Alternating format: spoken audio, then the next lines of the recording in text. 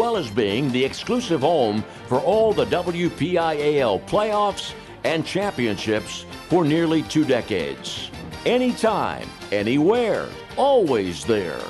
We are the MSA Sports Network.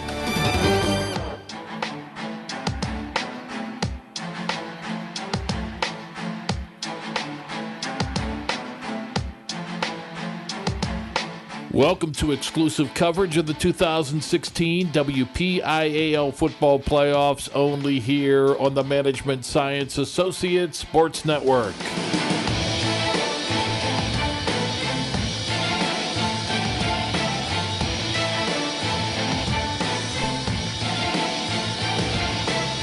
The road to RMU at MSAsports.net is sponsored by Progress, by First Commonwealth Bank, by UPMC Sports Medicine, by Carlow University, by Dollar Bank, by Officially Sports, by Monticello's Italian Restaurant, and by Management Science Associates. Now let's head out to Joe Walton Stadium at Robert Morris University and join Paul Paterra and Lou Rood for all the action.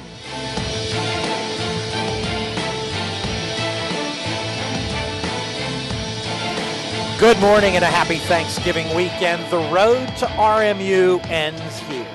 Joe Walton Stadium on the campus of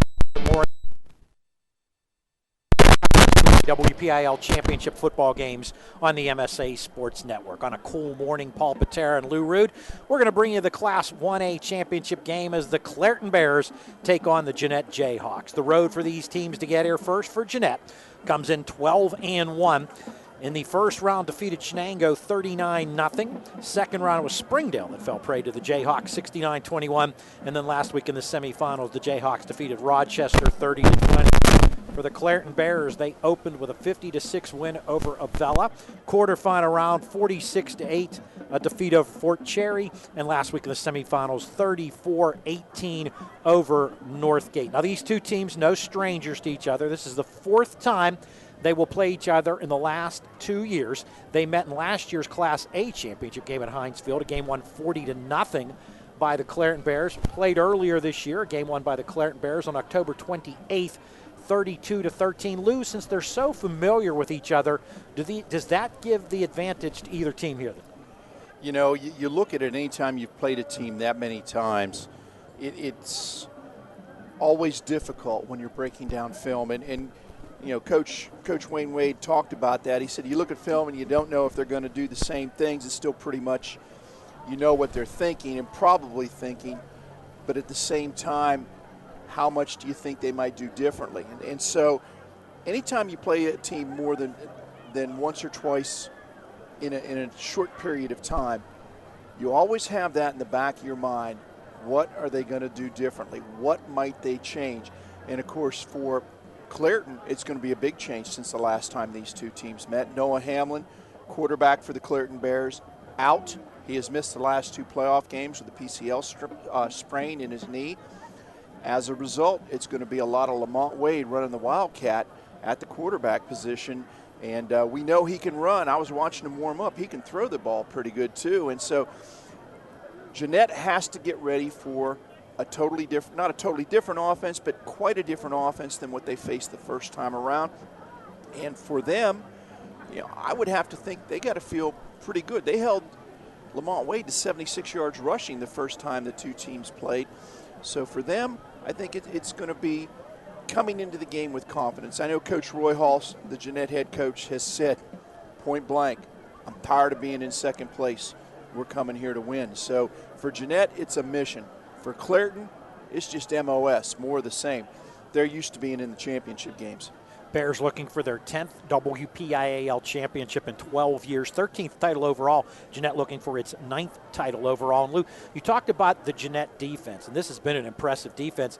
This is a team that posted 6 straight shutouts in the middle of the season before Clairton defeated them 32-13. So Janette knows how to hold teams down and knows how to put a lot of points on the board, as the Jayhawks have done all season long, outscoring the opposition 586-78. But then again, Clairton has outscored the opposition 606-86. So what is the key here today? Turnovers. And that's exactly what Coach Roy Hall, the Jeannette head coach, has emphasized. Turnovers. When they played the first time, they had 2 late turnovers. It was a 7-point ball game. Giovanni Sanders intercepts a pass, takes it back. It looks like Jeanette's going to be in great shape. They strip the ball off of him, take it away. 2 plays later, Lamont Wade goes 56 yards for a touchdown, and then they get a pick 6 late in the game, and that's the difference in the game. So for Jeannette, don't turn the ball over. You don't turn the ball over, you're going to be in great shape. And you and I got a chance to see this Jeannette Jayhawk team when they shut out one of those teams, defeating Bishop Canevin. Time now for the national anthem, which will be sung by Jeannette student Samantha Welshons here at Robert Morris University's Joe Walton Stadium.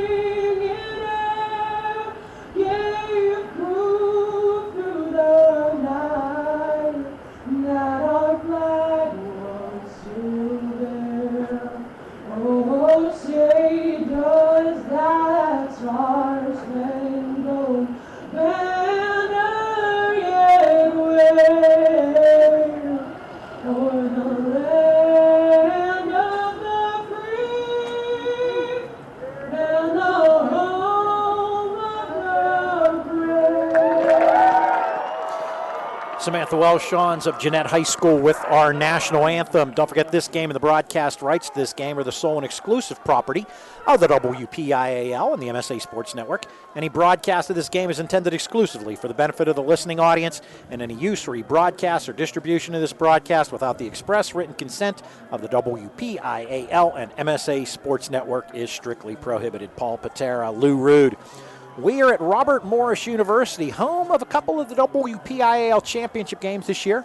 6 classifications instead of 4 this year, so every game could not be held at Heinz Field. So we got a couple here at this fine facility. First chance I've had to see Joe Walton Stadium, and this is a nice facility that hosts the Robert Morris Colonials. It is my first time here as well. Very impressive as Jeannette heading out onto the field. And the winner of this game, I don't know if you mentioned or not, Paul. Did not. In the PIAA playoffs, will be taking on Farrell, the Steelers, in the semifinals. And that's the difference, too, between the 3A, 4A, 5A, and 6A champions in the WPIAL and the 1A and 2A. The 1A and 2A champions go automatically into the semifinals. The 3A, 4A, 5A, and 6A teams went into the quarterfinals. Farrell defeating Ridgeway Johnsonburg last night in a quarterfinal game, 20-7. Of course, one WPIAL team eliminated last night in quarterfinal action. The 4A champion Thomas Jefferson Jaguars falling to Erie Cathedral Prep. West Allegheny, the 5A champion, advances with a victory last night. And, of course, Beaver Falls had a bye, so they bye automatically into the semifinals. And Pittsburgh Central Catholic is playing today at Altoona at Mansion Park. Taking on Williamsport, and West Allegheny defeating Meadville last night. And the Jeannette Jayhawks are on the field.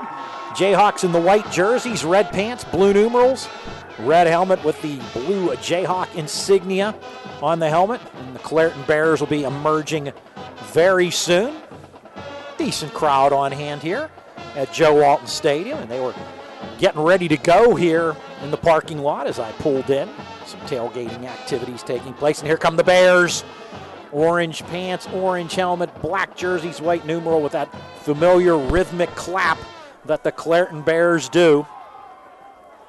Getting ready to take the field, and as Lou mentioned, they will be without their quarterback, Noah Hamlin, the senior. So Lamont Wade will be triggering the offense out of the Wildcat situation. Lamont Wade, one of the most heavily recruited players, not only in the WPIAL in the country, and he's expected to make his announcement December 17th.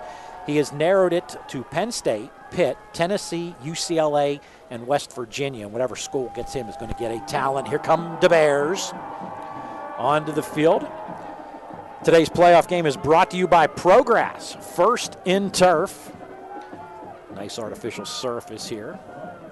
Officiating crew for today's game, Tim Barker, the referee. Ed Delahunty is the umpire. The head linesman, James Lipscomb.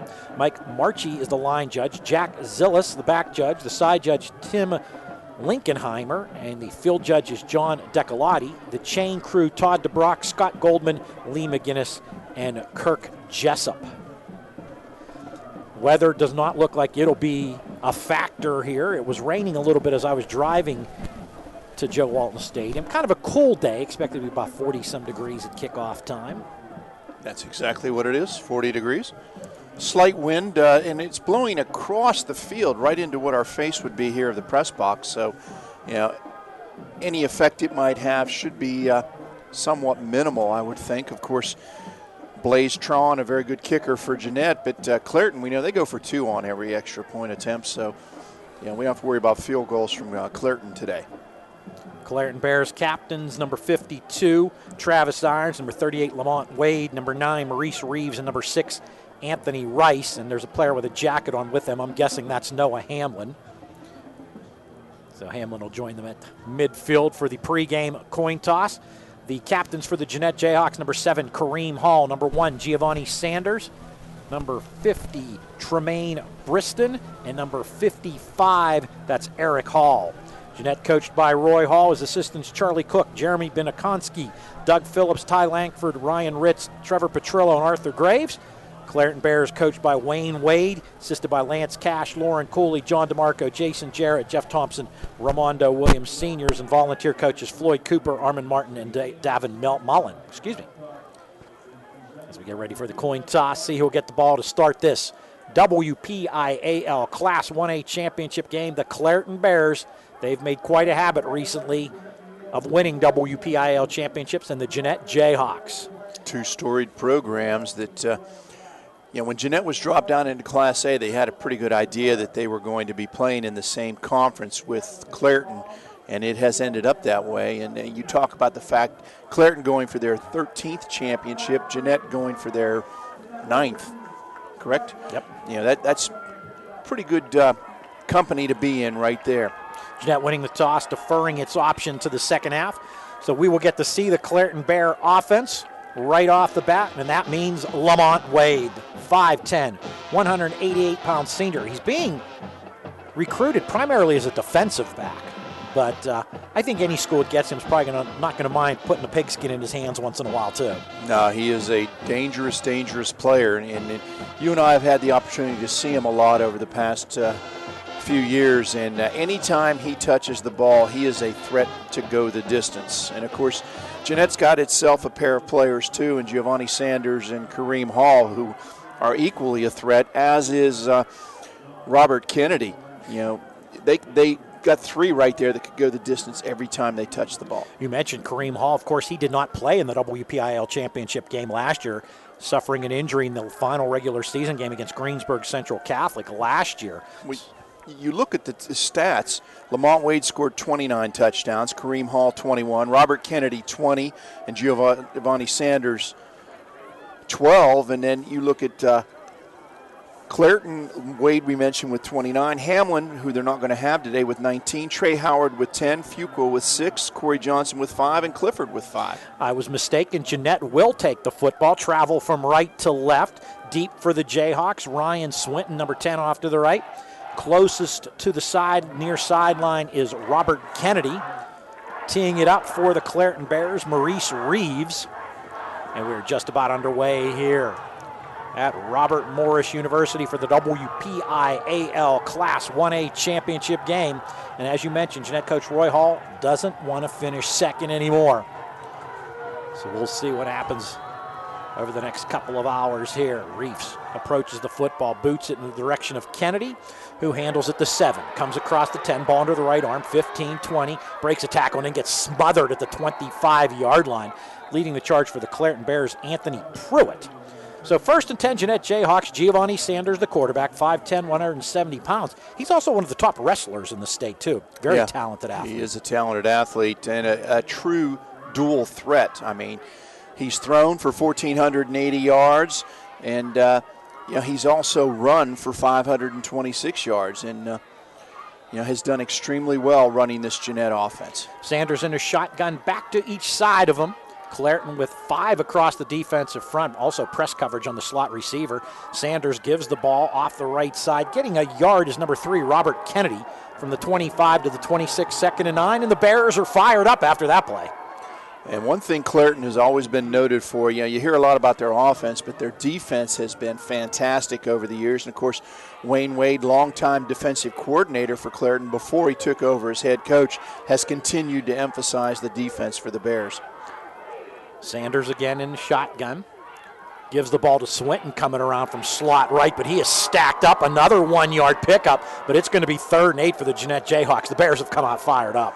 Yeah, tried a little counter play. They faked the handoff to the right and then came back with a counter to the left, and Clairton said, no, we're not going to have anything of that. And just the inside of the Clairton defense did a fantastic job. Coit Hall in there stuffed it up right in the middle to start with, and then he got a lot of help from his friends. Eric Hall over the football for the Jeannette Jayhawks. 3rd and 8, Jeannette at its 27. 4 receivers set, 2 each way. Sanders in the shotgun, 1 back to his right. Sanders takes the snap, looks to throw, completes a pass. No, it's bobbled up in the air, then intercepted off the ricochet by the Clairton Bears, Kiafi Fuqua. He is down immediately, but Clairton will have it 1st and 10, just inside the Jeannette 37-yard line. And that was a nice pass by Sanders, but bobbled, and then he got hit as he was bobbling it, and Fuqua in the right place at the right time, and exactly what Coach Roy Hall did not want to have happened has happened, a turnover. And Clairton has the ball in excellent field position at the 36-yard line of Janette. Bears going from left to right. Over the football at the center position for the Clairton Bears, getting his hands over the football, the center. 3 receivers set, 2 right, 1 left. Lamont Wade in the backfield along with number 5, Kiafi Fuqua. Wade will take the snap in the shotgun formation. Fuqua's to his right. Janette 5 across the defensive front. Wade going on a long count, takes the snap, going to run with the football off the right side. Stacked up after a pickup of 1 to the 35. Good penetration by the Jeannette defense, number 36, Justin Kramer. Yeah, he tried just to run a quarterback power off the right side, and Kramer defeated the lead blocker and just made the tackle, so a gain of 1. And, Jeannette takes equal pride in their defense, as you mentioned, Paul, and they have done an outstanding job this season. We saw them against Canavan, and they fly to the football. They are all over the field making tackles. 2nd and 9, Bears at the 35 of Janette after the interception. 2 receivers each way, Wade in the shotgun. Man in motion from left to right, gets the ball in the jet sweep. Coming around Trey Howard, he's at the 30. Flag down as Howard's knocked out of bounds by Swinton at the 25-yard line. And another flag well after the play. So I think we're going to get a couple of flags on the Clairton Bears. I think the first is going to be a hold, and what the second one is, I am not sure. But the way the first one came in, I would say a hold on the play. Probably offset, and we'll replay 2nd down, unless the one was a dead ball foul, in which case they'll mark it off. Referee Tim Barker gathering the troops, and we will get the call. 9:49 to play in the first quarter. We're scoreless.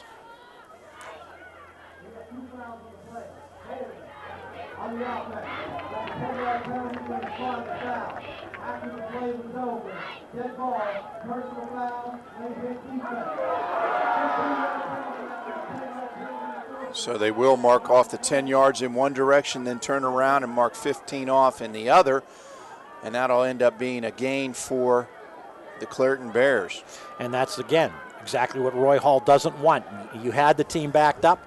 Jeannette Jayhawks make a mistake, so put the ball at the 26-yard line of Jeannette and make it 1st and 10 for the Clairton Bears. Shotgun formation, Lamont Wade trips to the far side of the field, receiver wide near side. Another flag comes down before this even play gets going. Sideline warning. Sideline warning against the Clairton Bears. And Wayne Wade talking to one of the officials. And you got to get your get-back coach to get back. Well, in this case, I think they're after the coaches. And you can be in the white part until the play is set for play, and then you got to get out of the white. That is the ruling. You know, having been on the sidelines before, I know some of these officials can get a little bit touchy about it. But that is the rule. You can be in the white up until the ball is set for play. Lamont Wade in the shotgun, takes the snap, looks to pass, throws, pass complete to the near side. This is Devin Clifford with the catch, and Clifford is knocked out of bounds at about the 15-yard line. Pickup of 11, 1st and 10, Clairton Bears. Yeah, nothing but a simple little curl route. He went out about 10 to 12, curled it back to 11, caught the pass, easy first down for Clairton. Nice ball from Lamont Wade. 1st and 10, Clairton at the Janette 15-yard line. Clairton without starting quarterback Noah Hamlin, so Lamont Wade going to do that as well. 2 receivers left, 1 right. 2 backs in the backfield this time with Wade. To his right is Keofi Fuqua. To his left, Trey Howard. Give to Fuqua. Fuqua bounces it off the right side. Gets to about the 12 where he's gang tackled by the Jeannette defense. Looks like they're going to give him the 11-yard line for a 4-yard gain. Yeah, nothing but a dive read there, and Fuqua took it up in, bounced it to the outside for about a 4-yard gain. But, Paul, I don't know if you noticed, there were at least 6 red helmets that surrounded him. So Jeannette doing a nice job of flowing to the football once they determine who has it, but still a nice pickup for Clairton. 2nd and 6, Bears at the Jeannette Jayhawk 11-yard line. Wade with 2 backs lying to his left this time. Immediate to his left is Fuqua. Man in motion, Howard. Fake to him. Give to Fuqua. Got a haul off the right side. Breaks a tackle. Eric Hall brings him down, but he gets close to the first down.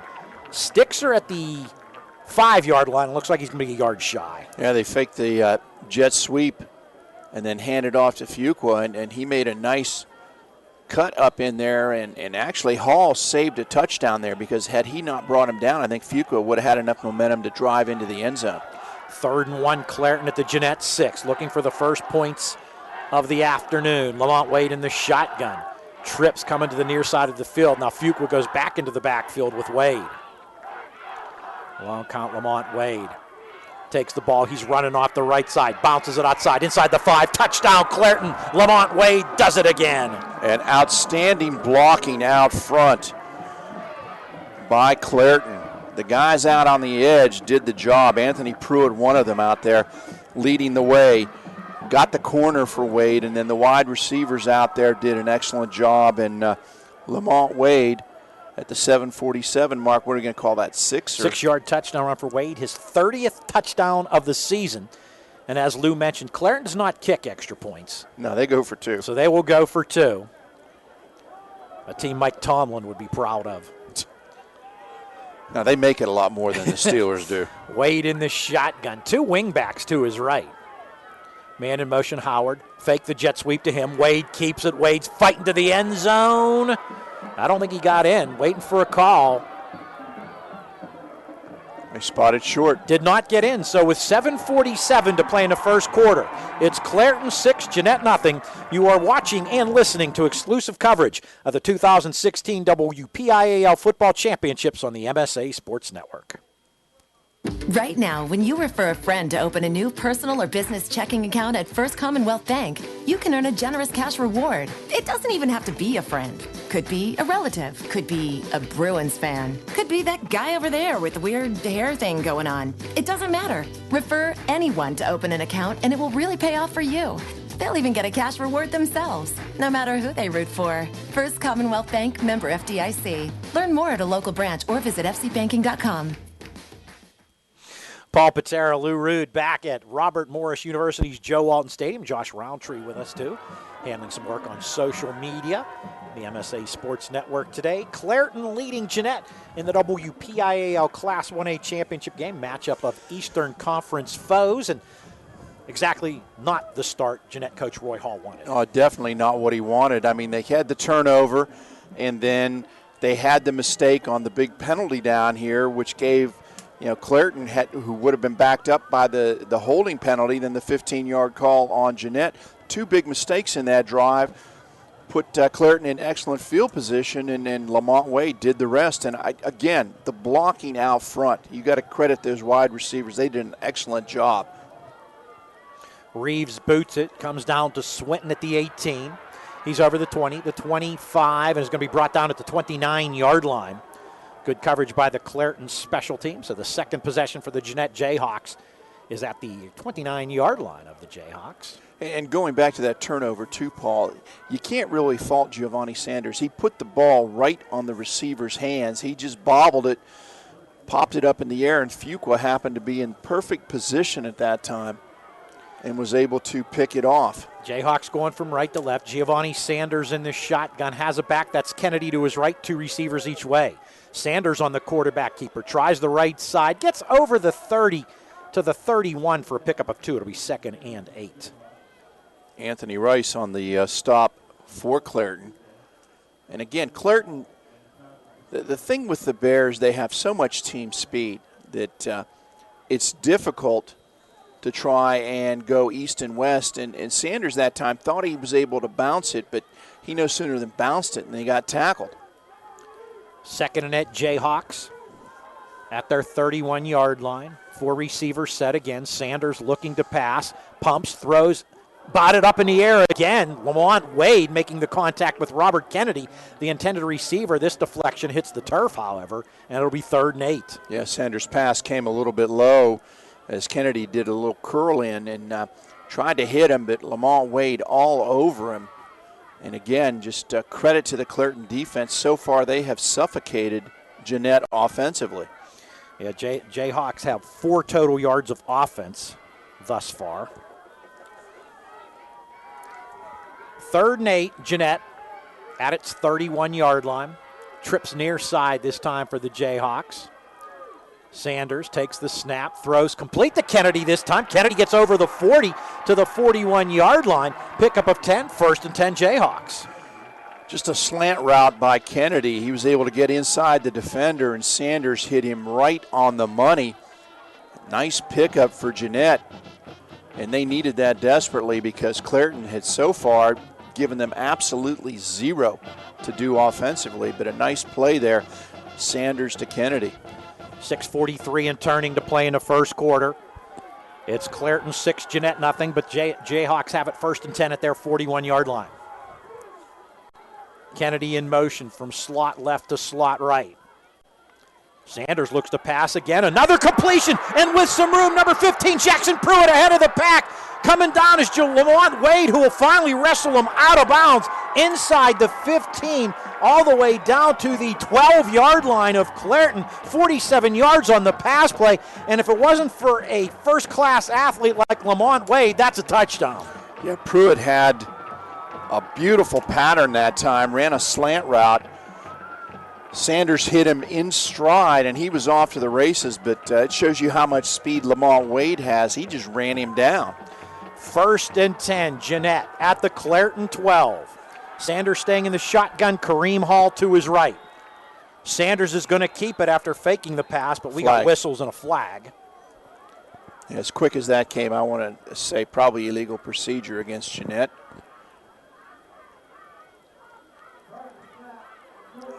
Encroachment on the Clairton Bears, a call that doesn't make Wayne Wade real happy. The Clairton coach with the extended arm, so it'll be 1st and 5. Janette, a couple of big plays for the Jayhawks, and they're in the red zone of the Clairton Bear defense. Well, Clairton playing straight man defense, and if you can get a inside position, those slants are going to be there, and that's something Janette's tried. That's what led to the first interception, but the next 2 times they've done it, it's paid off handsomely for the Jayhawks. 1st and 5, Janette at the Clairton 7-yard line. Man in motion. Sanders is going to keep the football on the quarterback keeper, and he got back to the line of scrimmage. It'll be 2nd and 5. Yeah, Kennedy came back in motion around behind and kind of jumped up and down. I think he was hoping that Sanders would have pitched it to him. He had room. He would have been one-on-one with a Clairton defender, but nice defense by the Bears. 2nd and 5, Janette at the Clairton 7-yard line, 5:52 and turning to play in the first quarter. Clairton leads 6-0 on a 6-yard touchdown run by Lamont Wade, but Janette's knocking on the door. Kareem Hall to the right of Giovanni Sanders in the shotgun formation.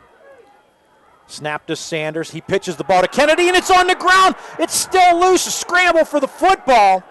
I think Jeannette got it back. Oh, they were lucky, and they came back to the same play we just mentioned that Kennedy wanted to pitch. This time Clairton had a pair of defenders out there. Ball went off of Kennedy's hands, and give credit to one of the linemen. I didn't catch the number, but one of Jeanette's linemen hustling back was able to pounce on that football and save the day for the Jayhawks. Yeah, Clairton Bear defender had his hands on the ball and probably would have been heading a long way in the opposite direction. So now it's 3rd and 7, Jeannette at the Clairton 9 after the 2-yard loss. 4 receivers set for the Jayhawks, 2 each way. Sanders rolls right, pumps, throws into the end zone, complete for the Jeannette touchdown. On the receiving end of that pass, Michael Pompey. That time he ran an out route. They ran a combo route. They had a man go into the corner of the end zone as Sanders rolled out to his right. Pompey ran an out route underneath the corner route, and he was wide open. So how many yards do we have on that play? 9-yard touchdown pass. And Jeannette does kick extra points, and they got a pretty fine kicker in Blaze Tran, who's got 3 field goals this year. Giovanni Sanders to hold. A couple of Jeannette players coming on the field late. So we are knotted at 6 for the time being. Sanders to hold, puts it down. Tran's kick, flag flies. Yeah, they whistled it dead before he even kicked it. He never kicked the football. So false start against the Jeannette Jayhawks, so that'll make it a 5-yard deeper extra point kick. So the Jeannette Jayhawks answer the Clairton Bears touchdown, and this will now be an extra point of about 25 yards. Blaze Tran, the senior place kicker for the Jayhawks. Sanders puts it down. Tran's kick is up, and it is no good. So the score remains tied at 6 with 5:01 to play in the first quarter. You are watching and listening to exclusive coverage of the 2016 WPIAL Football Championships on the MSA Sports Network. When looking to replace your athletic field, choose ProGrass, first in turf. ProGrass has installed over 500 fields in the U.S. Getting the best artificial turf for your field depends on both the product and the partner you choose. That's why architects, athletic directors, and players choose the ProGrass Performance System. ProGrass maintains an active presence in the synthetic turf industry as members of the Sports Turf Management Association and the American Sports Builder Association, and is proud to be recognized as the FIFA preferred manufacturer. Call ProGrass today, 866-270-6003, or visit them on the web at www.progressturf.com. ProGrass, first in turf. Alongside Lou Rood, Paul Paterra at Joe Walton Stadium, Robert Morris University, Class 1A WPIAL Championship game, Jeannette 6, Clairton 6. Jeannette answers the Clairton touchdown with one of its own, but could not connect on the extra point, so we are still knotted at 6. Yeah, he just pushed it off to the right, and Tran has been very accurate for Jeannette this year. Has 41 extra points that he has put through and 3 field goals. This time just pushed it wide to the right. Tran's kickoff near far side. And coming from left to right on the return for the Clairton Bears, Corey Johnson, and he's brought down at the 25-yard line by Bryce John for Jeannette. So the Bears will start 1st and 10 at their 25-yard line with Lamont Wade and the Clairton Bear offense. And Jeannette has to feel much better now. After that turnover and the mistake that led to the first Clairton touchdown, and the fact that they really hadn't been able to move the ball, then boom, 2 big pass plays, and they've knotted this game up. Bears coming from left to right, ball resting on the near hash mark. Coming wide to the near side of the field, Devlin Clifford. Twins to the far side of the field. Also 2 running backs to the left of Lamont Wade. Wade takes the snap. He's going to run left, keep that football. Gets over the 25. That's about it, and the ball's loose. He was drilled, but it's going to be ruled down. And they're going to put it at the 25-yard line, but Wade took a pop that jarred the ball loose. And I think that was Robert Kennedy that came up from his defensive back spot and popped Lamont Wade and knocked that ball loose, but they ruled him down, fortunately for Clairton. But that was one heck of a pop by Robert Kennedy. And Wade's just a few weeks away from having knee surgery of his own. Suffered a knee injury late in the football season, missed the first playoff game.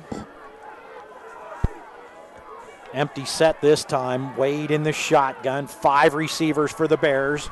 3 right, 2 left, faking the jet sweep. Lamont Wade keeps the football, stumbles over the 30 to the 33. That'll be a pickup of about 9, make it 3rd and 1 for Clairton. Yeah, it looked like he was going to go a lot further, but as you said, he stumbled at the end, and then Malik Gordon was able to bring him down to the ground. And that's the thing about Lamont Wade. You might get him on one play. He doesn't care. He's going to come right back at you again. And, he looked like he was very anxious to atone for the play before. 3rd and 1, Clairton at its 33. Wade in the shotgun again. Waiting the snap, man in motion, Howard.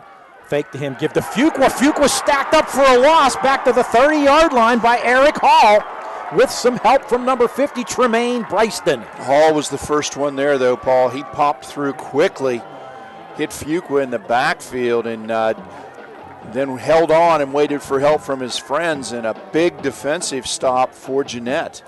So Clairton will have to punt. And that's not something they're used to doing, that's for sure. No. Going deep for the Janette Jayhawks, Robert Kennedy, Michael Pompey. Maurice Reeves on to punt for Clairton. 4th and 4 for the Bears at their 30. Reeves directing traffic. Janette looks to be setting up a return. And Reeves, a low end-over-end kick, takes a good roll for the Clairton Bears. All the way down inside the Janette 25 to the 23-yard line. 2:23 to play in the first quarter. We're tied at 6, but again, confidence on the Janette side with a big defensive stand. Yeah, they got the touchdown, and then they got the stop defensively. So for Janette, they're feeling pretty good right now. And in Clairton, if they weren't worried about being in a dogfight before, I think they definitely need to be worried about it now. As one thing we talked about, a lot of times Clairton has the game won when they just show up on the field. And we spoke before, we said this is not going to be one of those times. This is one of those situations where familiarity breeds contempt. And I think Jeanette's had about enough, and they want to show Clairton that they're going to stand up to him. Shotgun formation for the Jayhawks on the 1st and 10. Giovanni Sanders takes the snap, fakes the handoff, runs the football for a yard to the 24-yard line. That snap was behind him a little bit, might have thrown off the timing of the play. Yeah, Coyd Hall on the tackle for Clairton, and it looked like Sanders was almost losing the ball when Hall grabbed him and was able to just hold on to him. That would have been devastating for Jeannette. And I think, Paul, we're going to be in for a dandy of a game today, the way this thing's shaping up so far in the first quarter. Usually at this point, Clairton's blowing people out. Gain of 2, 2nd and 8, Jeannette at its 25. Clairton 5 across the defensive front.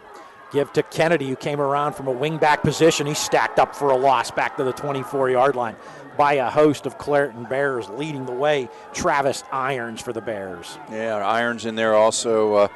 Anthony Rice, there was absolutely nothing there. That's the second time Jeannette has run that play, a little counter action, and same result each time. So we'll see what they come up with now. Their big go-to play have been the slants. Clairton playing man defense with one free safety. And again, as I've said, if that outside receiver can get inside leverage, they've got a lot of room to run if they can catch the ball. 3rd and 9, Jeannette at its 24. Sanders looking to pass, throws, pass complete on the, no, it's through the hands of the intended receiver. There was the slant, but Trey Cunningham just couldn't pull it in. And a nice combo pattern. Cunningham came on the slant. The inside receiver ran an out, and he ended up picking off Cunningham's man. And that was going to go for a huge gain if Cunningham can hold on to the ball, but unfortunately he couldn't. Great play devised by Coach Roy Hall and his staff. They just couldn't execute it. Janette Jayhawks to punt. Giovanni Sanders also the punter for the Jayhawks. Lamont Wade deep along with Trey Howard for the Bears. Sanders, nice punt, near side, goes out of bounds and is going to be marked at the 50. 51 seconds to play in the first quarter. Clairton 6, Jeannette 6.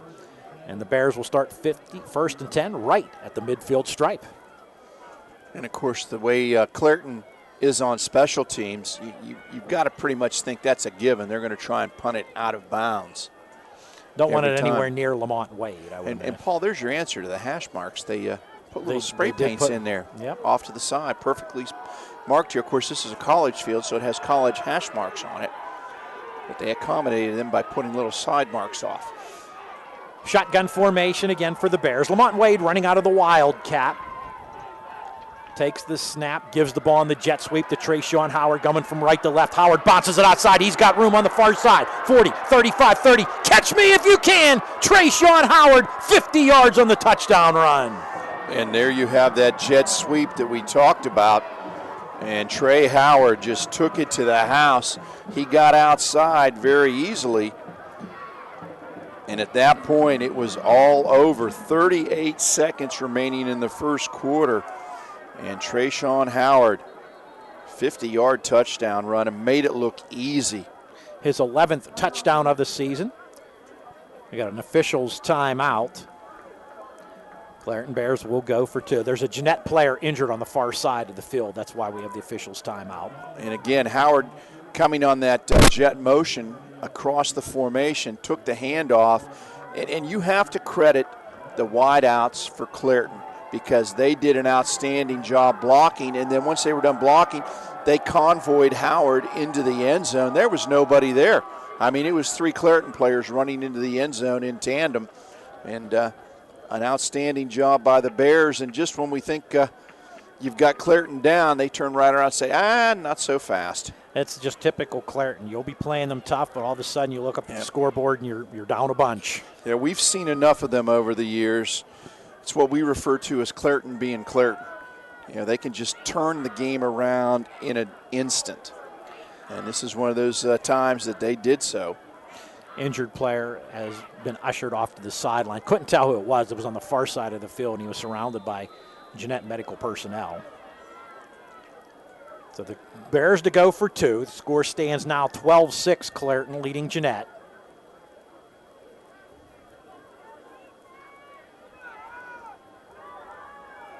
Wade in the Wildcat formation, has 2 backs to his right.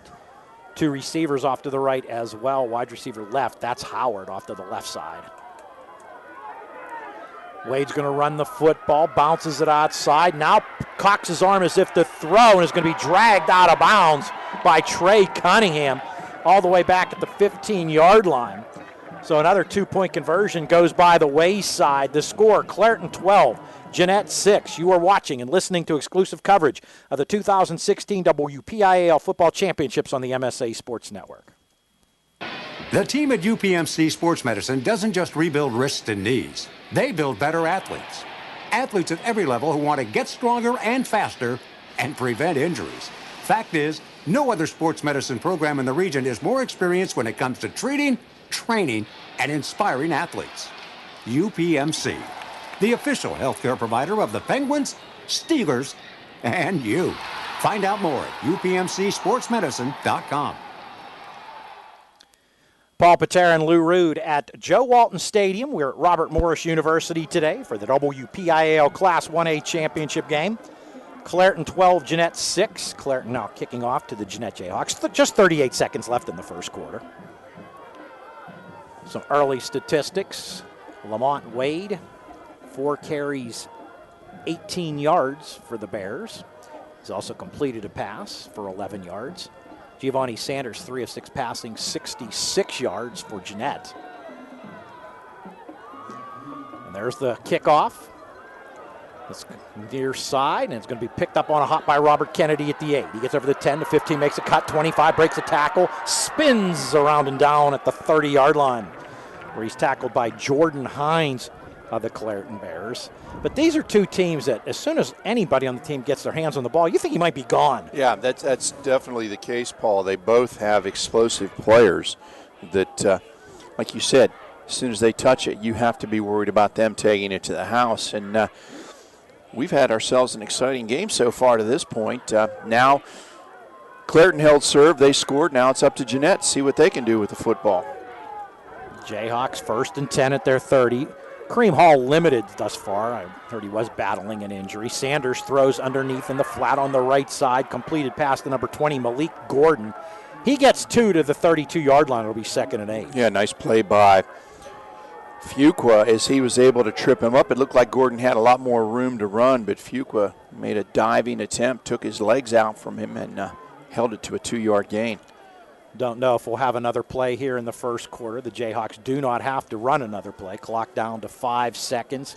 Doesn't look like they'll get the play off. So 1 quarter in the books. The score in the WPIAL Class 1A championship game after 1 quarter, Clairton 12, Janette 6. You are watching and listening to exclusive coverage of the 2016 WPIAL Football Championships on the MSA Sports Network. People ask what drives me. It's the respect I have for my opponents, the trust I have in my teammates, a coach who treats me with dignity, and a university that has faith in me on and off the field. That's what keeps me focused, why I practice harder, play my heart out. I play to win. I play for Carlo. Tell us your story using #WhatDriveSYou. Carlo University, a proud sponsor of the MSA Sports Network. Monticello's Italian restaurant has been serving the Pittsburgh community for over 34 years. With over 5 northern locations, there is one near you. Monticello's has been named the best pizza, best hoagies, and best Italian restaurant by the Tribune Review for 3 years in a row. Stop in at Monticello's restaurant before or after your high school football game and mention that you heard us on the MSA Sports Network and receive a large traditional cheese pizza and 4 soft drinks for $12.99. For the complete menu and additional information, go to Monticello's.com. Monticello's, a Pittsburgh favorite. Quarter number 2 in the WPIAL Class 1A championship football game. Paul Paterra, Rood at Robert Morris University's Joe Walton Stadium. 12-6, Clairton leading Jeannette. It's the 4th meeting between these two teams in the last 2 years. The first 3 have all been won by the Clairton Bears. And they have the lead over the Jayhawks in this one. Jayhawks have it 2nd and 8 at their 32. Will now go from left to right with the change of quarters. Trips far side, flanked out left. 1 receiver wide to the near side for the Jayhawks. And it looks like we had some movement. Did Clairton jump offside? Yeah, number 9 for Clairton, Maurice Reeves, came across into the neutral zone. Referees threw the flag immediately. And that is the call. Encroachment on the Bears, so that'll make it a 2nd and 3 for the Jayhawks at their 37-yard line. Sanders staying in the shotgun. Gordon to his right. Trips left receiver right. Clairton 4 across the defensive front, 4-2 alignment. Snap to Sanders. He'll keep the football. Fights and churns those legs. Gets over the 40 to the 41 for the first down for the Janette Jayhawks. Yeah, nice run by Sanders that time. And you said he's a wrestler, so he knows how to use his body. He got low in there and was able to use that leverage to keep going, even though he was hit short of the first down. Able to drive it forward, and big first down for Jeannette now. They want to keep moving the ball and try and tie this game up or possibly get the lead if they can. Eric Hall, the center for the Jeannette Jayhawks. This time, Malik Gordon to the left of quarterback Giovanni Sanders. Sanders takes the snap. He'll run again. Dancing around, is going to be trapped for a loss. Back to about the 37-yard line by Maurice Reeves. Loss of about 4 on the play. Yeah, tried to run the quarterback draw that time. Took about 2 steps backwards and then headed forwards and then tried to bounce it around the left side. But Reeves right there able to make the stop. Ended up losing yardage on the play. Sanders in the first quarter passing 4 for 7, 68 yards, a touchdown and an interception. 2nd and 14 for the Jayhawks, back at their 37-yard line. Sanders takes the snap, throws pass incomplete. There were a couple receivers in the area, but I think he was trying to get it to Michael Pompey on the slant. Yeah, they were trying to run, dare I say, a little pick play there. and Clairton just slammed it shut right at the line of scrimmage. Neither receiver able to get off the line of scrimmage, and as a result, the ball just flew out there into no man's land, no one near it. And so great defensive play by Clairton in the secondary there. Jeannette 3 rushing yards in the first quarter.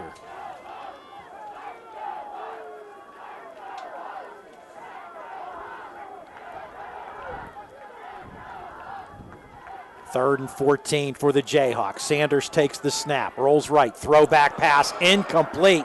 They had the throwback screen, and now we've got a flag down. And that pass was in the direction of number 65 for the Jayhawks. They're going to get him for intentional grounding. There was no eligible receivers out there. And I don't have 65 on either Jeannette roster that I have. Yeah, because pass. Yeah, there was no one out there other than linemen, unless 65 reported in as an eligible receiver, but they're going to mark it off against Jeannette, it looks like. We'll see what the call is. Paul Paterra, Lou Rood back, and what was that the call, Lou? Illegal touching of a forward pass by a lineman, as the call is. So they mark off the penalty from the point of the foul, which puts it way back, and it's going to be 4th and forever for the Jayhawks. So Jeannette will have to punt the football. 10:48 to play in the first half. It's 12-6. Clairton leading Jeannette. Giovanni Sanders to punt. Lamont Wade and Trey Howard going deep for the Clairton Bears. See if he follows the script and tries to punt it out of bounds. This is a high punt, and Howard's signaling for the fair catch and makes the fair catch at the 38-yard line of Clairton. So that's where the Bears will start this possession. Decent field position once again for the Clairton Bears, Wayne Wade's ball club. Lamont Wade in the first quarter, 4 carries, 16 yards. Trey Howard, the leading rusher, 2 carries, 54 yards. Wade did complete his only pass for 11 yards. I don't expect him to pass too many more times. Nah, on as the long season, as they don't have he was to. 7 of 11 for 129 yards. That's not too shabby either. For 2 touchdowns as well. And only 1 interception. Wade lining up in the Wildcat formation. Coming wide to the near side, Trey Howard. Picked up out there by Michael Pompey. Jeannette 5 on the line of scrimmage. Wade gives the ball to Keofi Fuqua. Fuqua off the left side with room. Breaking tackles, shedding Jeannette defenders as he gets to the 49-yard line. An 11-yard pickup for Fuqua. Nice hard run by the 6', 190-pound junior as he came off that left side, and only Malik Gordon, hanging on for dear life around his ankles, was able to get him down as he carried the defenders for a good 5 yards to get that first down. 1st and 10, Clairton at its 49-yard line. 2 receivers wide right for the Bears. That's Devlin Clifford and Jordan Hines. Howard wide near side, flanks out left. Snap to Wade, he'll keep the football. Wade with a cutback move, gets inside Jeannette territory to the 49-yard line, pickup of 2, 2nd and 8. Yeah, not a whole lot in there, and he tried to cut it in. I think had he bounced it, he might have been better off that time. It seemed like there was a lot of room to the outside, but he cut it in, got a pair of yards, so 2nd down and 8. Wade came into this game with 1,946 yards rushing, so he's closing in on the 2,000-yard mark for the season. And, oh, by the way, 29 touchdowns coming in, now 30. Not too shabby. 2nd and 8, Bears at the 49 of Jeannette. Wade takes the snap, rolls right, looks to pass, still rolling, surveys the field. He's going to keep the football, put the head down, get a couple yards forward to the 47-yard line, setting up a 3rd and 6 for the Bears. Yeah, well defensed by Jeannette that time. They had everybody covered, and Wade really had no option. He pretty much had to just tuck the ball and run with it. Fortunate to get a couple yards out of the play. A big 3rd down play early in the game here for the Jeannette Jayhawks. It's 3rd, about 6.5 for Clairton. Ball in between the 47 and 48-yard line of Jeannette. Clairton Bears leading 12-6, 8:47 and turning to play in the first half. Clifford wide right, going in the slot off to the right side is Anthony Pruitt. Wade, and we got a flag, no, a timeout. Timeout taken by Clairton. We just gave you the score. 8:37 to play in the first half. You are listening and watching to exclusive coverage of the 2016 WPIAL Football Championships on the MSA Sports Network. Be sure to follow the MSA Sports Network on social media this season for the most up-to-date scores, pictures, videos, breaking news, and links to our articles. You can find the MSA Sports Network on Twitter and Instagram under the handle MSA Sports and at facebook.com/MSA Sports. The MSA Sports Network is also on YouTube under the handle MSA Sports WPIAL, where you can watch hundreds of interviews with local student athletes, full games, highlights, and more. Whether it's Twitter, Facebook, Instagram, YouTube, or our websites, MSA Sports is the place to go for high school sports in Western Pennsylvania. Paul Paterra, Lou Rood, Robert Morris University, Joe Walton Stadium. It's the WPIAL Class 1A Championship. Clairton leading Janette 12-6. Bears have it third and a long 6. Ball just shy of the 47-yard line of Janette with 8:37 to play in the third quarter. Yeah, very entertaining game so far to this point, Paul. Both teams showing flashes of offense, some good defensive plays, and exactly what we expected. Very competitive game between these two teams. On to 3rd and 6, Lamont Wade in the shotgun. Kiafi Fuqua, that's Pruitt to his right. Wade with the long count, takes the snap, looks to throw, steps up, scrambles off to the left side, gets ready to cock the arm, keeps the football. Eric Hall drags him down for a loss, back to the 49-yard line of Clairton. Lamont Wade tried to make something happen on that play, just could not. Yeah, pursuit by Jeannette. They didn't give him an inch on the play. And also great coverage in the secondary. You could call that a coverage sack because Wade definitely wanted to throw the ball, but he had no one open. Ended up having to break out of the pocket, but the team speed by Jeannette, just too much. They brought him down. Paul Paterra, Lou Rood with you, and we're going to have a special guest at the half, West Allegheny coach Bob Pelko. He's got a big smile on his face. I'm wondering why. I couldn't figure out something to do with that game last night, maybe. Big win for the Indians over Meadville last night.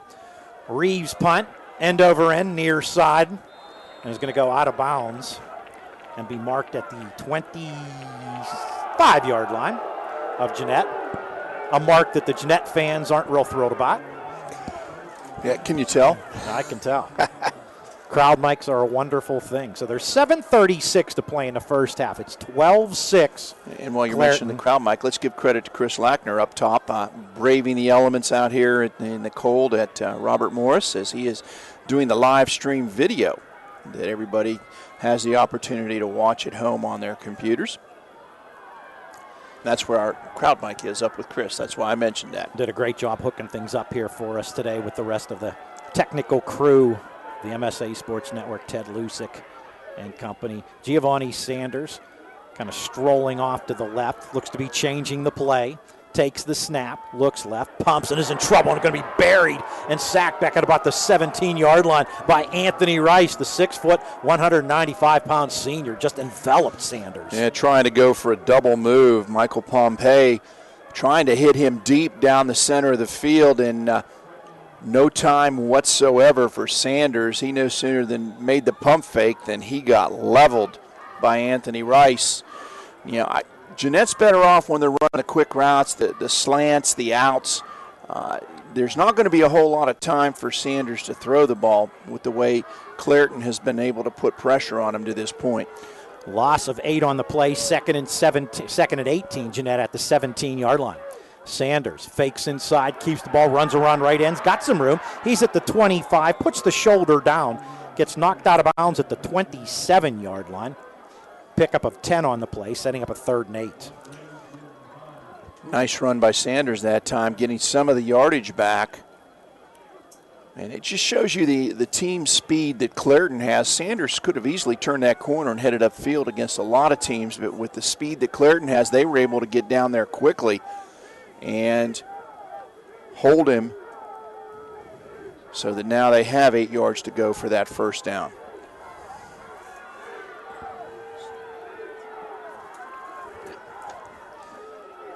Third and 8. Janette at its 27-yard line. Snap to Sanders. Rolling left. Plants. Throws. Has a man too far for Michael Pompey. who had found a seam and was open at the 40-yard line, just couldn't make the connection. And similar to the play they ran on the touchdown, they ran a corner route with the one receiver, brought Pompey on an out route underneath. Pompey wide open, was able to shake the coverage, but Sanders rolling to his left didn't stop and plant and get his shoulders squared up, and that's why this pass sailed far beyond the grip of Pompey, and so it's going to force a punt. 4th and 8, Jeannette. Lamont Wade, Trey Howard, couple of dangerous dudes going deep for the Clairton Bears. Giovanni Sanders to punt. And we haven't seen much of Kareem Hall.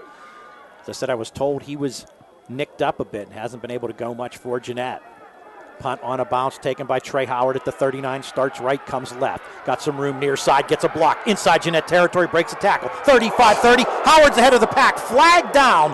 Howard takes it into the end zone for a score, but will that come back? There is a penalty marker on the field. There's a couple of them down there. One on Pruitt. Pruitt just absolutely lit up Giovanni Sanders, the punter. I mean, that's what the big oohs and ahs are from the fans. I can say pretty much this one's definitely coming back.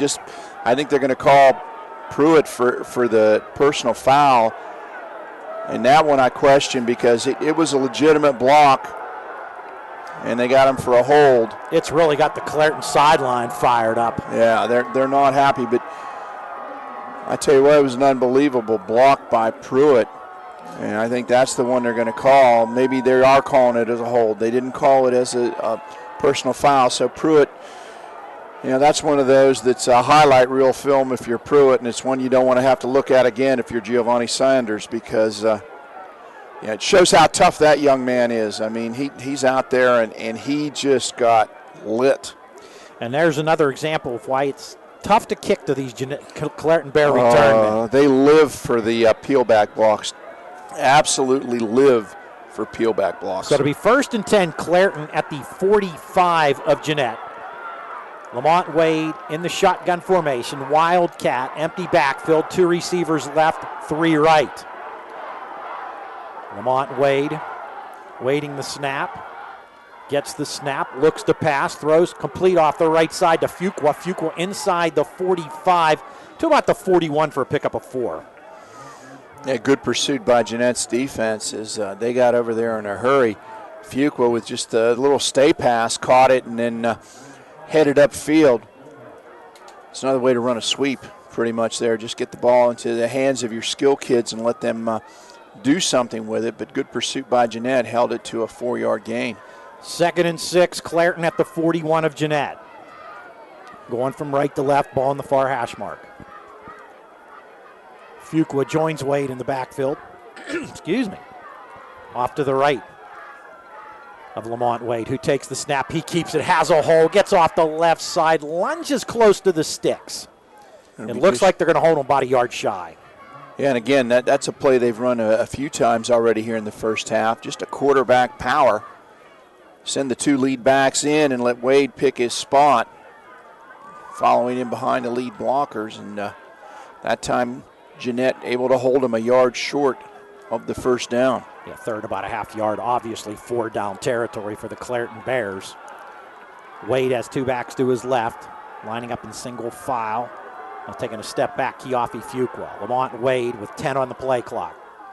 Fakes a pass, keeps the football, has the first down. Didn't get much, didn't need much. Put it at the 34 of Jeannette and give a fresh set of downs to the Clairton Bears.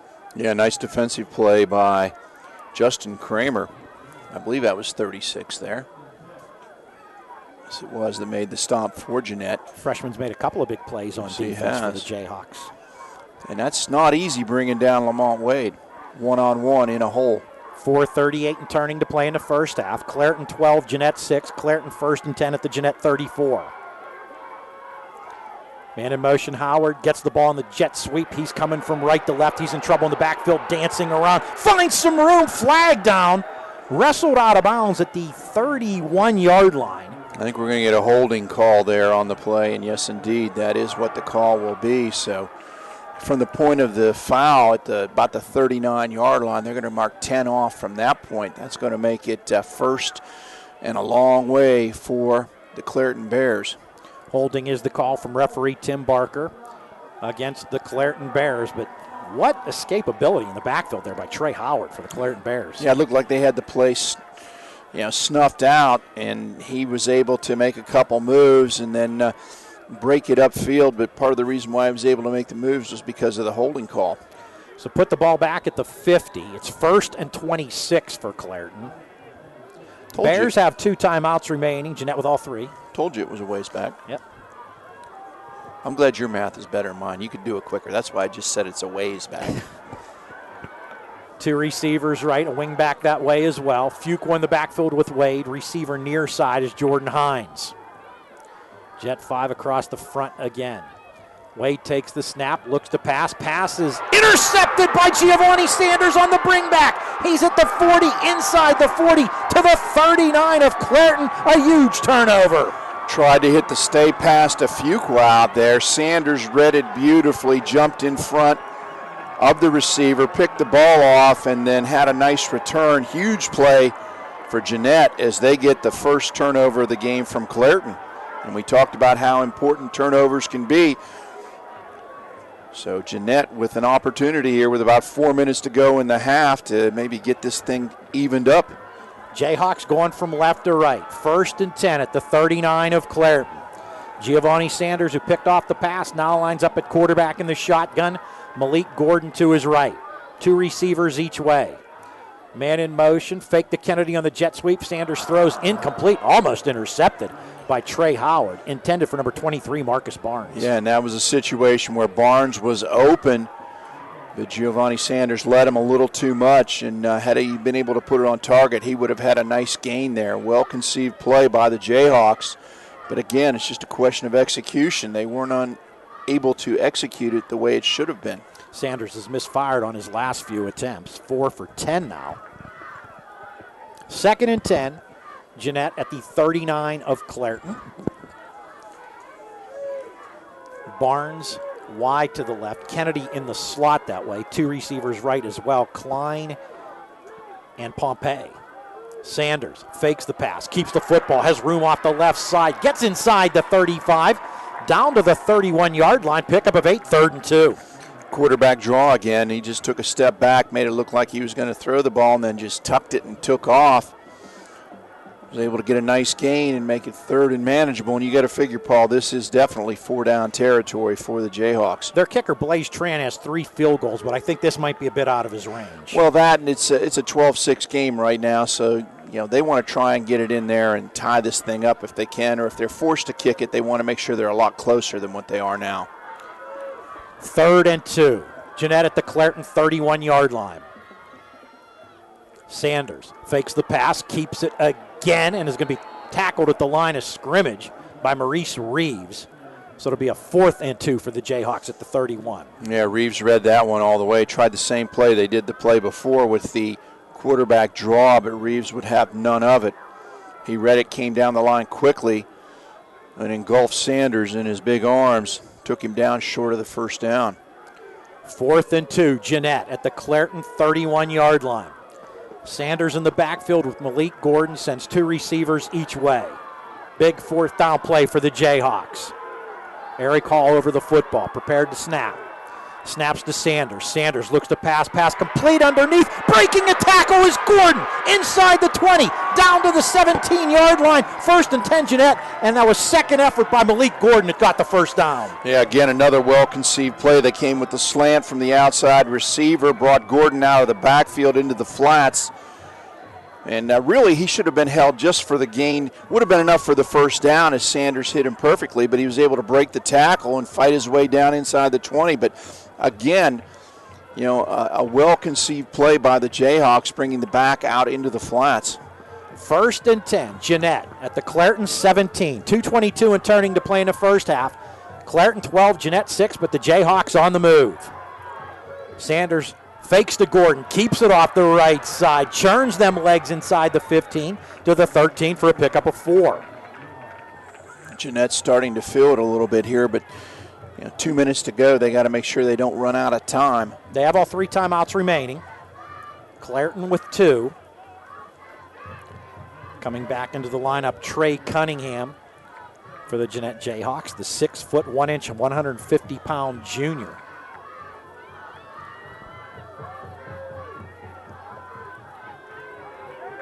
Sanders in the shotgun, Malik Gordon to his left. 2 receivers each way on the 2nd and 6.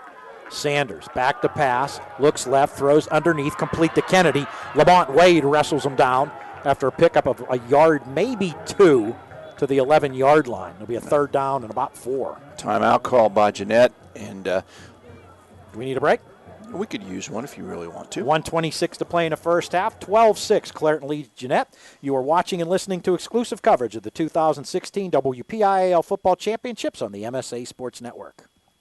Officially Sports is your one-stop shop for all your officiating needs. If you need a shirt, jacket, pants, shoes, whistles, etc., Officially Sports has it all, and they are the sole licensed supplier for the Pennsylvania Interscholastic Athletic Association. Officially Sports also provides custom bags and apparel to help promote your officials association.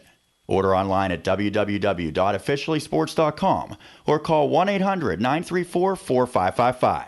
That's 1-800-934-4555. Call today. And we are back at Robert Morris University. Lou Rood, Paul Paterra.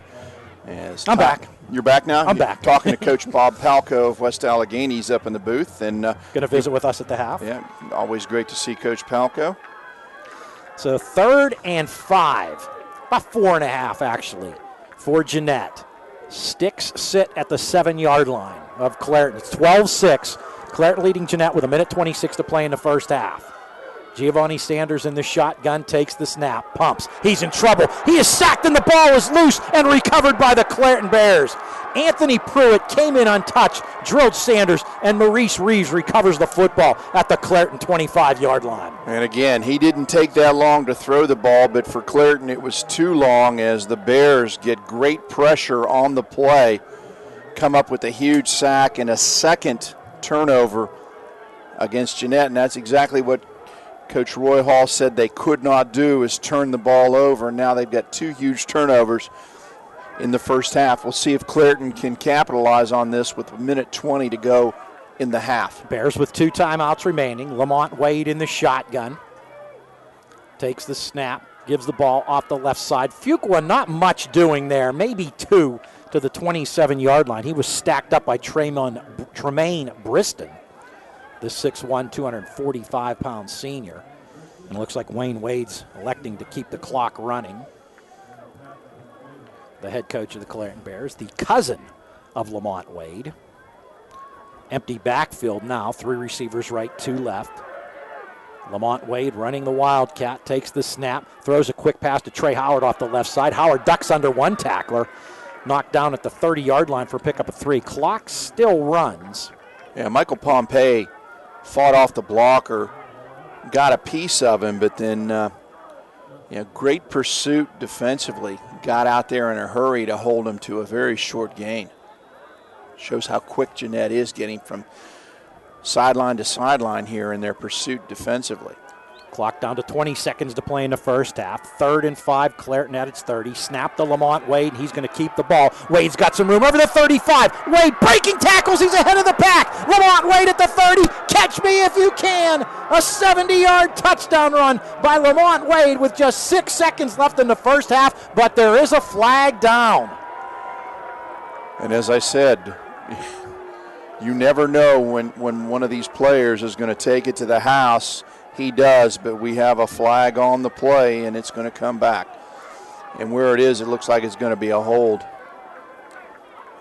He's got an extra gear. He does. He got ahead of that secondary, and there was nobody. He was 10 yards ahead of everybody. Well, he burst through those pair of tacklers and was gone. But it's going to go back on a hold. You're seeing why college scouts are absolutely drooling at the prospect of getting Lamont Wade. Put the ball at the Clairton 26, so the 70-yard touchdown run will not count. There's just 6 seconds left now to play in the first half. Clairton will have the ball at its 26-yard line. 3rd and 9, but first down is not really of the essence with 6 seconds left in the first half.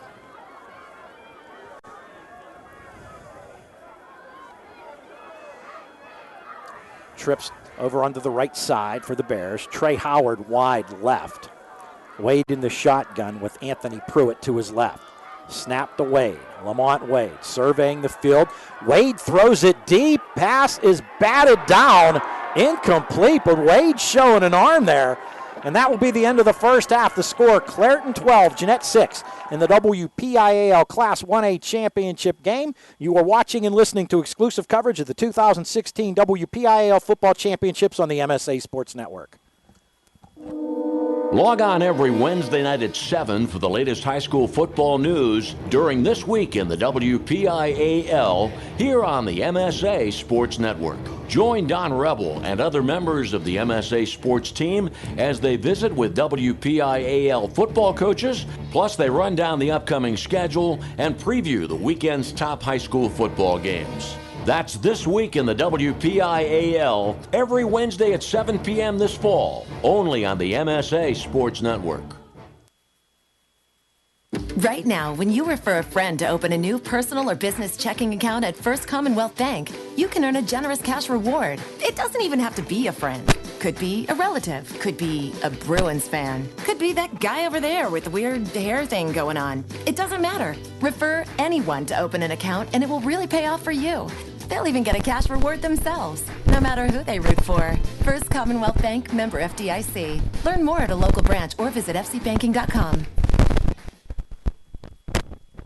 When looking to replace your athletic field, choose ProGrass, first in turf. ProGrass has installed over 500 fields in the U.S. Getting the best artificial turf for your field depends on both the product and the partner you choose. That's why architects, athletic directors, and players choose the ProGrass Performance System. ProGrass maintains an active presence in the synthetic turf industry as members of the Sports Turf Management Association and the American Sports Builder Association, and is proud to be recognized as the FIFA preferred manufacturer. Call ProGrass today, 866-270-6003, or visit them on the web at www.progressturf.com. ProGrass, first in turf. Paul Paterra and Lou Rood back with you at Robert Morris University's Joe Walton Stadium. WPIAL Class 1A Championship game at the half. 12-6, Clairton leading Jeannette. We're joined by Bob Palko, the head coach of the West Allegheny Indians, fresh off a WPIAL Class 5A championship and a victory last night, 47-20 over Meadville in the PIAA quarterfinals. First, Coach, we'll talk about this one. What are your thoughts on what you're seeing from Jeannette and Clairton? With a lot of talent. As you don't get a chance to see these guys play, but you hear about them. And, Lamont, the Wade kid is everything he is. Wow, is he explosive, And it's nice because back in the day I spent 7 years in Jeannette, so it's nice to see all my ex-players are down in the stands, so it was good chance to see these people. Now, before we get to last night's game, the victory over Meadville, once again, we'll go back to the WPIAL championship game against McKeesport, which was an absolute classic. You've had a week to think about that game now. What are your thoughts on the way that went down? It was just such a great football game. Yeah, well, you were shocked at, to digest everything that happened. But it was, so many, I think, times in the game that could have been over, and it could have been, one way or the other. And but it was a really and truly, when you look at it, it was a hard-fought game. And, really, the execution, I think, on our special teams was kind of key to that. And kids are resilient. They can bounce back from those kind of things. What kind of emotions were you going through in the sidelines? You know what? I tried to be as calm as I could. Because you got to think about making all those decisions. Do you kick it? Do you not kick it? Do you put do you onside? What do you do? And so it was good. It was good. It was but I think that comes with age too. I think sometimes you just learn to relax a little bit more. Now, last night you had the big victory over Meadville, and it looks like you guys came out smoking early in the game. What was the key? Well, when you get into these situations where they're really not familiar with what they do and who they are, you never know. Watching them on film, goodness, we didn't know if we could stop them. But again, I think the key for us was we got out on top and we made them try to catch us. So it was it was good from there, and then we just executed and came up with some big plays. Looking ahead, big matchup next week. Have you had a chance to get an idea of what you're going to face? Yeah, well, we're play a Harrisburg team that's they're big, they're talented, they're fast, they're skilled. So we have got to play almost, the perfect game really to have a chance against these guys. But, we got a few days to get ready for them and game plan and try to come up with something that, will put us in the best position. But, we're just kind of humbled by it all. We're playing a Saturday. I believe we're playing Saturday at 1, so it'll be an afternoon game, which is, maybe the outcome will be the same as it was when we played the last afternoon game we played. So I don't know. Can your heart take another one like that? Oh, yeah, absolutely. As long as you're on the winning end, you can take them all you want. It's when you're on the other end, it's not too great. You've been here before many times. A lot of success. What do you think the key is once you get to the state playoffs? Because a lot of times teams coming off of Heinz Field, the experience of playing in that pro stadium and everything, it's tough that next week when you're back to playing, in a high school venue, and now you've got one under your belt. What do you tell the kids? How do you get them to get ready to keep continuing? That's really good because it's hard, and you can tell the difference between the kids that had been there before when they were younger. You could tell that they understood what it was, and yet the younger kids we have, they were just giddy, and so thank God we had some older kids that had been there because, when it came down to it, those are the ones that really had to, to do it, and so that was good for us. But it's very difficult. It really is. So there's been times where we've played, where we needed to play like a Erie Cathedral Prep, and right. You had to play flawless. Well, if you didn't catch what we were doing on Tuesday because you were still giddy about the following game. So, and they're kids. They are. We try the best we can to drive that point home, but sometimes it doesn't always happen. Right, and plus I think too, District 7, the WPIAL, has a little bit of a bullseye on it when the champions come out. Everybody makes such a big deal, play at Heinz Field and all these things. And so I think for schools that are not in the WPIAL, they look at it as a feather in the cap if they can knock off a WPIAL champion. There's no question. And again, it's neat what we have with the WPIAL. It's neat what we have with the Roonies and Heinz Field. That's a special, thing that we have. And, you look around the country, to have the Roonies, the Pittsburgh Steelers, that, in the NFL, they back what you guys do, where, what we grow up around here, Right. Because at times, that was the last thing. That was the last game you played. But, so we're real fortunate. And I think there's a lot to that with other people trying to, get that revenge factor kind of thing. But again, it's awesome to be a member of the WPIAL and to just be a part of it. It's pretty cool.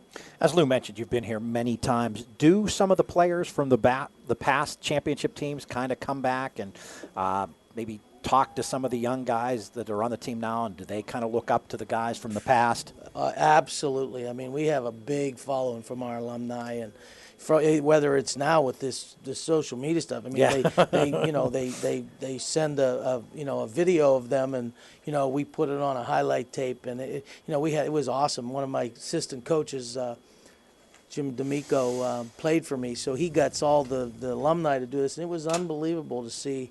And we had guys, we had got to practice on Thanksgiving, and there was probably 6 or 8 guys there that played in the past, and hey, what time's practice today? And so it's a real big family that we have, and we're just honored to represent those guys that came before us.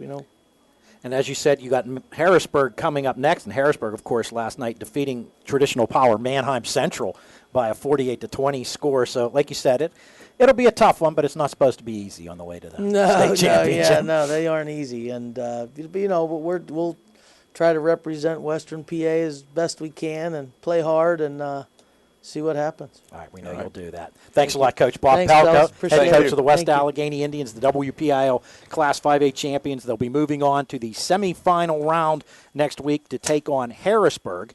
in a semifinal game. The other semifinal will be Academy Park against Archbishop Wood. The WPIAL Class 1A championship game is at the half. It's Clairton 12, Janette 6. You are watching and listening to exclusive coverage of the 2016 WPIAL Football Championships on the MSA Sports Network. People ask what drives me. It's the respect I have for my opponents, the trust I have in my teammates, a coach who treats me with dignity, and a university that has faith in me on and off the field. That's what keeps me focused, why I practice harder, play my heart out. I play to win. I play for Carlo. Tell us your story using #WhatDrivesYou. Carlo University, a proud sponsor of the MSA Sports Network. The team at UPMC Sports Medicine doesn't just rebuild wrists and knees. They build better athletes. Athletes at every level who want to get stronger and faster and prevent injuries. Fact is, no other sports medicine program in the region is more experienced when it comes to treating, training, and inspiring athletes. UPMC, the official healthcare provider of the Penguins, Steelers, and you. Find out more at upmcsportsmedicine.com. I love how you remodeled the house. Thanks, Mom. Steaks are done. How did you two afford all of this? We got a great home equity loan at Dollar Bank. That's right. They have a rate as low as 2.69% APR with only $50,000 borrowed, fixed for 7 years. All my idea. Your dad and I are looking to refinance, and that's one of the lowest rates yet. We really need to get our payments down. Give Dollar Bank a call. They'll help you save a lot of money. Just remember who gave you the idea.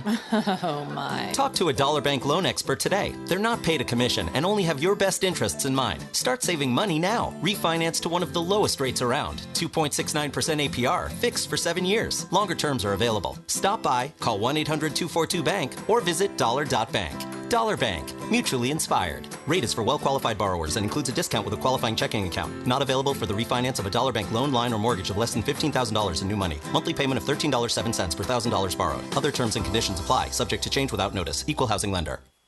Paterra, Rood. It's halftime of the WPIAL Class 1A championship game. Might be able to hear the Clairton band in the background. The Bears lead the Jeannette Jayhawks 12-6, and thanks once again to Bob Palko, head coach of the West Allegheny Indians, for coming up and joining us at the half, and for Lanny Terry to going and getting Coach Palko to talk to us. And he's always one of the great guys to talk to. And I know you've noticed this over the years, Lou. The love between him and his players is just so present. I mean, you can just see the way they respect him and the way they love him, and that's leads to a lot of the success he has. No question about that, and I've had the opportunity to coach against him both as an assistant coach and as a head coach, and he's just first class, totally first class. They run a first-class program at West A, and nothing but the greatest respect for the Indians, and always a pleasure to talk to Coach Palko. Halftime, as we told you, of this one, 12-6 the score. Clairton scoring the first 6 points of the game, taking advantage of an intercepted pass. It was a 6-yard run by Lamont Wade, who was running the Wildcat today as Clairton's playing without quarterback Noah Hamlin. Wade ran for the 2-point conversion but was stopped, so 6-0 was the score. Jeannette tied it 2 minutes and 46 seconds later on a 9-yard touchdown pass from Giovanni Sanders to Michael Pompey. Blaze Tran's extra point was no good, so 6-6 was the score. Clairton scoring with 38 seconds left in the first quarter on a 50-yard run by Trey Howard. Wade's attempt at 2 points, no good. Lamont Wade did have a 70-yard touchdown run for a touchdown with 6 seconds left in the first half, called back on an illegal block, and also a Trey Howard punt return was called back. Or was it, that was a punt return? Yeah, it was.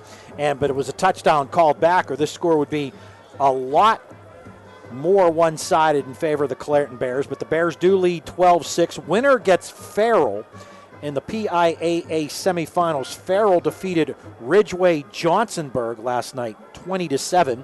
This is the first of two at Robert Morris, the Class 2A championship game. 6 o'clock tonight here at Joe Walton Stadium. Steel Valley against Neshannock. Matt Vandriak, Mike Azadian on the call of that one. Of course, you'll hear it on the MSA Sports Network. And Coach Palko talked about what a great venue Heinz Field is. I want to say what a great venue this is here at Robert Morris. The WPIAL and got together. They had to find a venue for these 1A and 2A games. They found a fantastic one here. It's a great location. The field is in excellent condition. Beautiful stands in press box facility. And, to be honest, I don't think anybody's noticing any difference whatsoever in not being at Heinz Field today. The excitement is here, the atmosphere is here, and that's what you look for. And the kids could care less. They want to play for a championship. They just want to play. They want to play. Ball. You know, most of those kids, if you put the game in a parking lot, they'd play in the parking lot if it was for a championship, and they'd be happy to do it. They'd probably go around and move the cars if you had to ahead of time just so they could play. But this is a beautiful facility here at Joe Walton Stadium. You know, for both of us, our first trip here, and can't say enough about how nice it is. We touched on some of the action last night in PIAA playoffs. In Class 6A quarterfinal, North Penn defeated Garnet Valley 48-38. We told you about the 5A quarterfinals. Harrisburg 48, Manheim Central 20. West Allegheny 47, Meadville 20. Academy Park 24, Springfield Delco 18, Archbishop Wood 56, Whitehall 13. Class 4A, Berks Catholic 37, Shippensburg 13, Erie Cathedral Prep 30, Thomas Jefferson 13. The Jaguars eliminated for the second straight year by the Ramblers of Erie Cathedral Prep. Imhotep Charter 38, North Pocono 7. Class 3A quarterfinals, Martinsburg Central 36, the Gremlins of Karn City 21, Middletown 40, Scranton Prep 13. Class 2A quarterfinal, Ligonier Valley 39, Dunmore 19. Class 1A, Farrell 20, Ridgeway Johnsonburg 7. Bishop Guilfoyle 52, Homer Center 6, Steelton High Spire 24, Williams Valley 20. The rest of the games being played today. But let's talk about that. Thomas Jefferson, another great season. Erie Cathedral Prep must be really good because we saw how good TJ is. Erie Cathedral Prep winning 30-13. Well, I've heard rumors from various different people that they were the team to beat in 4A, and that they were a legitimate powerhouse. And I think if they handled TJ the way they did, then you would have to say they are definitely that legitimate powerhouse. And of course, Prep with a great tradition up there, and always tough. And I think the teams in 5A are probably happy they're in 4A, and the teams in 4A are wishing they were in 5A just so you can get away from them. But an outstanding program by the Ramblers. And I would have to say that they would probably be the team to pick as the favorite in 4A for the PIAA championship out in Hershey. Games today. Class 6A, Central Catholic taking on Williamsport at Mansion Park in Altoona. That one underway. And did you mention the nickname of Williamsport? One of the more unique The Millionaires. nicknames. That's yes. right, the Millionaires of Williamsport. West Lawn Wilson taking on Cumberland Valley tonight at Hershey Park Stadium. Parkland and St. Joseph's Prep are squaring off at Philadelphia Northeast Super Site. I like that stadium. Philadelphia Northeast Super Site, that one underway. Class 4A, Johnstown and Bethlehem Catholic are playing at Chambersburg. Class 2A, Kane and Wilmington at Slippery Rock University. And Schuylkill Haven, against Southern Columbia is there again. Yes, they are. That one's going on at Shamokin right now, and I think that wraps us up in the PIAA Isn't there one at Slippery playoffs. Rock Yes, I tonight, said too? that. Kane versus Wilmington's going on right now at Slippery Rock University. Yeah, I figured you'd take an interest in that one. And I find it interesting that Johnstown is actually in the Eastern. Yeah. They're in the Eastern quadrant. When they drew the classifications, you've got teams as far over as Johnstown, which really you would consider Western Pennsylvania, actually is in the East. And Bishop Guilfoyle, another team from the Midwestern or the Western area of Pennsylvania, also considered in the East. So it's kind of crazy when you think about it. And Williamsport, a team you would think would be in the East because it's way out there, is playing a Pittsburgh Central Catholic team for the Western Championship. And it's amazing as I look at these teams. I mean, now's the time we focus on some of these non-WPIAL teams. It looks like it's the same teams every year. Southern Columbia, West Lawn Wilson, Cumberland Valley. Put something Catholic behind one of those names, and you've got another team that's there almost every Bethlehem single year. Catholic, Becca High's always got a strong program. Archbishop Wood, you hear about them year in and year out. Imhotep Charter. Erie Cathedral Prep, Erie Cathedral Prep. They've had long been a traditional powerhouse, and that's in many sports. We've seen them. I've had them in hockey. We've had them in basketball and football. It's just a powerhouse in no matter what sport they're in. Semifinal sites. Okay, so we got some semifinal sites. Beaver Falls will play Central Martinsburg Friday at 7 o'clock at Mansion Park in Altoona. West Allegheny, Harrisburg. Coach Palco said he thought it was Saturday afternoon. It will be at Mansion Park in Altoona. Yeah, you pretty much figure when you've got games between those teams that Altoona's the middle ground there. And, of course, Mansion Park, a great venue, hosted the state championships for many years. And Josh Roundtree, to my right here, he and I got a chance to call a Pittsburgh Central Catholic gang there a couple years back. And it's a great venue, nice Mansion Park. And, I got the chance to go there many times when I was an assistant coach at Belle Vernon. We used to scrimmage Altoona every year. And so it's always fun to get out to the home of the Mountain Lions. Mansion Park. Couple of games there next week. We've got Robert Morris University hosting WPIAL Class 1A and 2A championship games today. Clairton leading Jeannette at the half, 6-0. And it should be a good one tonight. 12-6. Janette Jayhawks back on the field in the white jerseys, blue numerals, trimmed in red helmets, red pants. Yes, tonight, Still Valley, Neshannock. Still Valley has mercy ruled every opponent this year. And I got a chance to see them when you and I got split up at the end of the season. You had that magnificent game at the end of the year, another one of your miracle games, and I got to watch Still Valley just destroy somebody. 50-point performance, and as you said, mercy ruled. And Still Valley, I mean, they were good before. We saw enough of them. Yeah. Then you throw Paris Ford in the mix coming over from Seton LaSalle, and the Ironmen have just looked invincible this season. And we saw Dwayne Murray's coming out party as a freshman. The name of the running back who got hurt that day slips me, and I apologize for that. But he was a talented running back for the Still Valley Ironmen. Got hurt, and they went to the freshman, Dwayne Murray, and they've never looked back. Dwayne Murray is a talented running back. Yes, he Anxious is. to see what college he's going to choose. Yeah, and of course, Paris Ford, Pitt commit. And it's not just that. They've got some great linemen on offense and defense. And we talk about the defensive tradition and how hard they play here at Clairton and Janette. Still Valley has one of the more impressive defenses that I've seen this year. Out of all the teams I've seen, I would rate them right up there with Clairton's, with Janette's, with TJ's. Just an impressive defense in the way they play the game. So Neshannock's going to have their work cut out for them, but Mark Schatz said that Neshannock's going to be ready to come play tonight, and he's seen enough of the Lancers this year, and so it should be a very, very interesting game. I look for a huge crowd. Still Valley travels very, very well, and Neshannock travels well as well, so should be an electric atmosphere here at Robert Morris tonight. Frank Antuano, the star of the Neshannock team, the Robert Morris commit. Speaking of shots, he just joined us here in the booth. Clairton Bears back on the field, black jerseys, orange pants, orange trim on the shoulders, white numerals, Clairton written in white across the front of the jersey. The officiating crew for the game, Tim Barker, the referee, the umpire, Ed Delahanty, James Lipscomb is the head linesman, Mike Markey, the line judge, Jack Zillis, the back judge, Tim Linkenheimer is the side judge, the field judge, John Decalotti, the chain crew, Todd DeBrock, Scott Goldman, Lee McGinnis, Kirk Jessup, and of course this playoff game, is brought to you by ProGrass, First in Turf. Well, second half just about underway. Jeannette has hung tough with the Clairton Bears.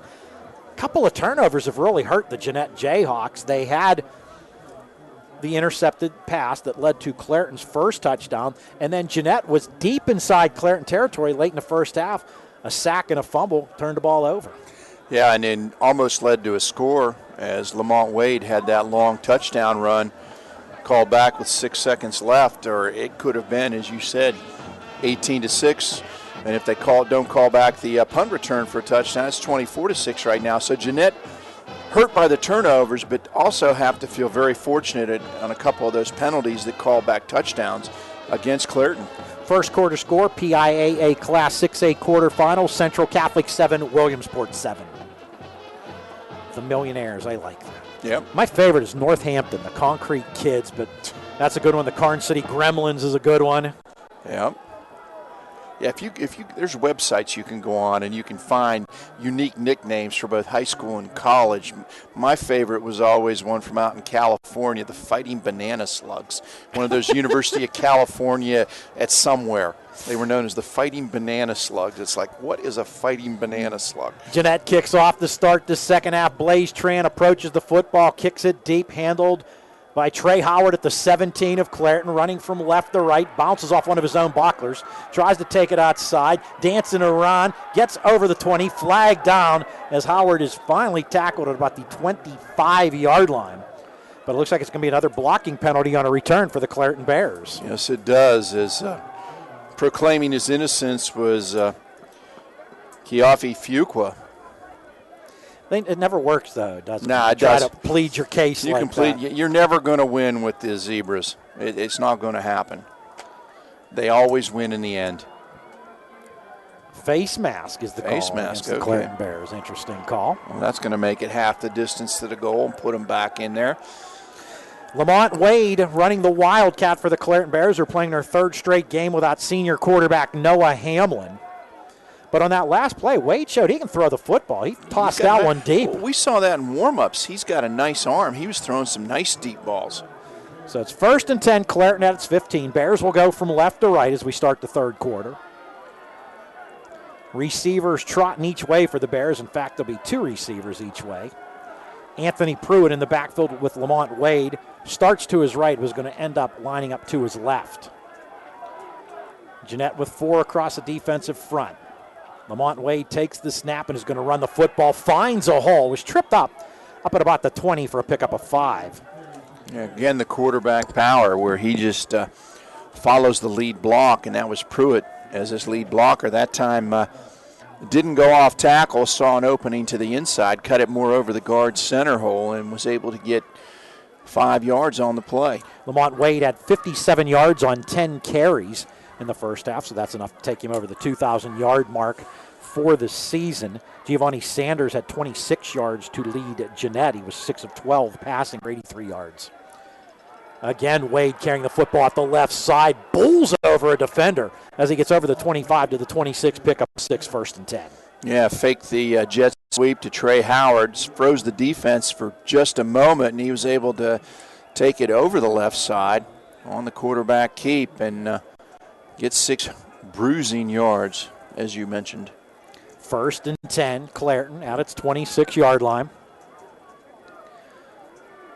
Lamont Wade, you heard Coach Bob Palco talking about him. He doesn't get a chance to see these other players during the season. No, you don't. You really don't. So come and check things out today and is impressed with what he saw. This time Wade gives the ball to Kiafi Fuqua. Cutback move gets him 4 yards to the 30-yard line. 2nd and 6. Yeah, play designed to go off left tackle. Stopped on a dime, cut back to his right, broke it over the guard tackle hole and was able to push forward for 4. But that's true. You know, I spent most of my career coaching in the AAA level, and you really don't get a chance to see these other teams until maybe the playoff time when you're not playing anymore. And we were always playing, so it made it kind of hard to see the other teams. 5 receivers set. 3 right, 2 left. Wade empty backfield, takes the snap. He's going to run with it. Bounces it around left end. He's at the 35. Brought down at the 38-yard line, but that's enough for another Clairton Bear first down. Again, just a nice hard run by Lamont Wade. Nothing fancy there. Just made a quick fake, then took off to his left, followed his blockers, and got the first down. But, Paul, that's one of the reasons why I enjoy broadcasting so much, because we've seen every classification this year. And we've seen some great teams, and we've seen some great games. It's fun to see the different level of play and the different players at each level. It's what makes it so much fun working for MSA. 1st and 10, Clairton at its 38. Bears still going from left to right. Wade hands the ball off. This is Fuqua. He's in trouble in the backfield. Gets out of trouble and is able to gain a yard somehow. Yeah, it looked like slithering away from some Jeannette defenders in the backfield. It looked like Giovanni Sanders had him in the backfield, and then he was able to, as you mentioned, slither away and get forward back to the line of scrimmage. Should have been a loss on the play. He did get back to the line of scrimmage. 2nd and 10, Clairton at its 38. 2 receivers coming to the near side. Devlin Clifford wide, Trey Howard in the slot. Also 2 receivers to the far side. Wade looks to pass. Quickly over to Howard. Howard's going to be, no, it's going to be called incomplete. Bounced in front of Howard. But coming up to make the defensive play was Michael Pompey. And it was just as well it did bounce in front of him. That was going to be a big loss for the Bears, as Pompey got past the lead blocker and had him wrapped up for a big loss. But instead, it's an incomplete pass. 3rd and 10. Clairton at its 38-yard line. And that's something they've tried to do a lot with that little stay pass, get the ball out quickly to the receiver, or in a lot of instances to Fuqua as the running back out there. Treat it almost like a sweep, get him the ball and try and get him upfield quickly. Play clock at 3. Clairton will have to snap quickly. It does. Lamont Wade rolling right, throws a pass, has a man downfield, batted away on a great defensive play by Malik Gordon. And I think we're going to get a face mask call against Clairton. Yeah. Pass intended for Devlin Clifford. As Clifford reached up, he grabbed Gordon's face mask. So I think it's not only going to be an incomplete pass, but they're going to mark some yardage off against the Clairton Bears. Yeah, they'll tack it on from the original point of scrimmage, which would be about the 38-yard line. So it would end up going back to the 23 if they mark it off from there, and help swing the field a little bit for Jeannette. And that is the call, face mask against Clairton. Good call on that one, Paul. Picked it right out. So I'm training you well here. Give me time. I'll learn some things. So back the Bears up, and they'll have to punt. Jeannette should get some decent field position. Jayhawks right in this one, 12-6. Clairton with 8:52 to play in the 3rd quarter. And again, I mean, it's been a very entertaining game, a very close game. Jeannette with the opportunity to, again, get the ball in good field position with a chance to either tie the game up or take the lead if they can. Sanders and Kennedy deep for Jeannette. Reeves, high kick, fair catch signaled for. Kennedy grabs it, but Sanders signaled for the fair catch. So stop things right there and put the ball at the Jeannette 45-yard line. Is that a penalty when the other guy grabs it? Not if he stops right away. Okay. He stopped as soon as he must have blown the whistle then. He stopped right away. Although I don't know what they're doing now. They're talking about something. That's all. They just talked about it real quick. It'll be Jeannette's ball at its 45-yard line. Giovanni Sanders, the senior quarterback, 5'10", 170 pounds, have not seen much of Kareem Hall, bothered by an injury. He's only played a couple of plays for the Jeannette Jayhawks. It's Malik Gordon in the backfield with Giovanni Sanders. Receivers each way, also a wingback off to the left side. He gets the ball in the jet sweep, running from left to right. That's Robert Kennedy trying to bounce it outside. Play strung out by the Clairton Bear defense. Kennedy did get forward for a couple to the 47-yard line, 2nd and 8. Yeah, nice play that time by Anthony Pruitt out there. He was doing his best to string it out and keep Kennedy from getting the edge. Wayne Wade is still working the officiating crew. I think he thinks there should have been some sort of infraction called against the Jeannette Jayhawks. 2nd and 8, Jeannette at its 47. Jayhawks going from right to left, ball in the far hash. Right in, just inside the circle of the Colonial logo at midfield here at Joe Walton Stadium. Give to Malik Gordon off the right side. Gordon inside Clairton territory. They're going to mark him at the 47-yard line, pick up a 6, 3rd and 2. Anthony Rice with a nice tackle for the Bears. Otherwise, Gordon had a little bit more room to rumble, would have picked up the first down. Just a dive read, Paul. And up to this point, for the most part, Sanders has been pulling it and then carrying it on his own. This time he gave to Gordon, and Gordon able to explode up through there for a big gain for Jeannette. Trips coming near side for the Jayhawks. Trey Cunningham goes wide right. Sanders in this shotgun. Clairton showing blitz. They'll rush 5. Sanders keeps the football. Fighting. He's got the first down with some second effort. Got inside the 45 to the 44 of Clairton. And we talk about Clairton running the quarterback power. That time it was Jeannette. Giovanni Sanders just took the snap. No hesitation whatsoever. Headed off the left side. He had the lead back in front of him. Powered his way to a first down. 1st and 10 Jayhawks. 7:41 and turning to play in the 3rd quarter. Clairton 12, Jeannette 6, but the Jayhawks on the move. Gordon in the backfield with Sanders off to his left. We got trips right, receiver left. That's Marcus Barnes wide left, covered in press coverage. Fake to Gordon. Sanders keeps it, bounces it outside, gets around left end, gets around another defender, dragged down from behind at the 39-yard line. Anthony Pruitt flying to him to make the tackle and keep Sanders only getting 5 yards instead of a lot more. And what makes it even more impressive, Paul, is Anthony Pruitt plays left end. He came all the way across the field and ran down Sanders from behind to make that tackle. You can see him down there. He's out there at the left defensive end for Clairton.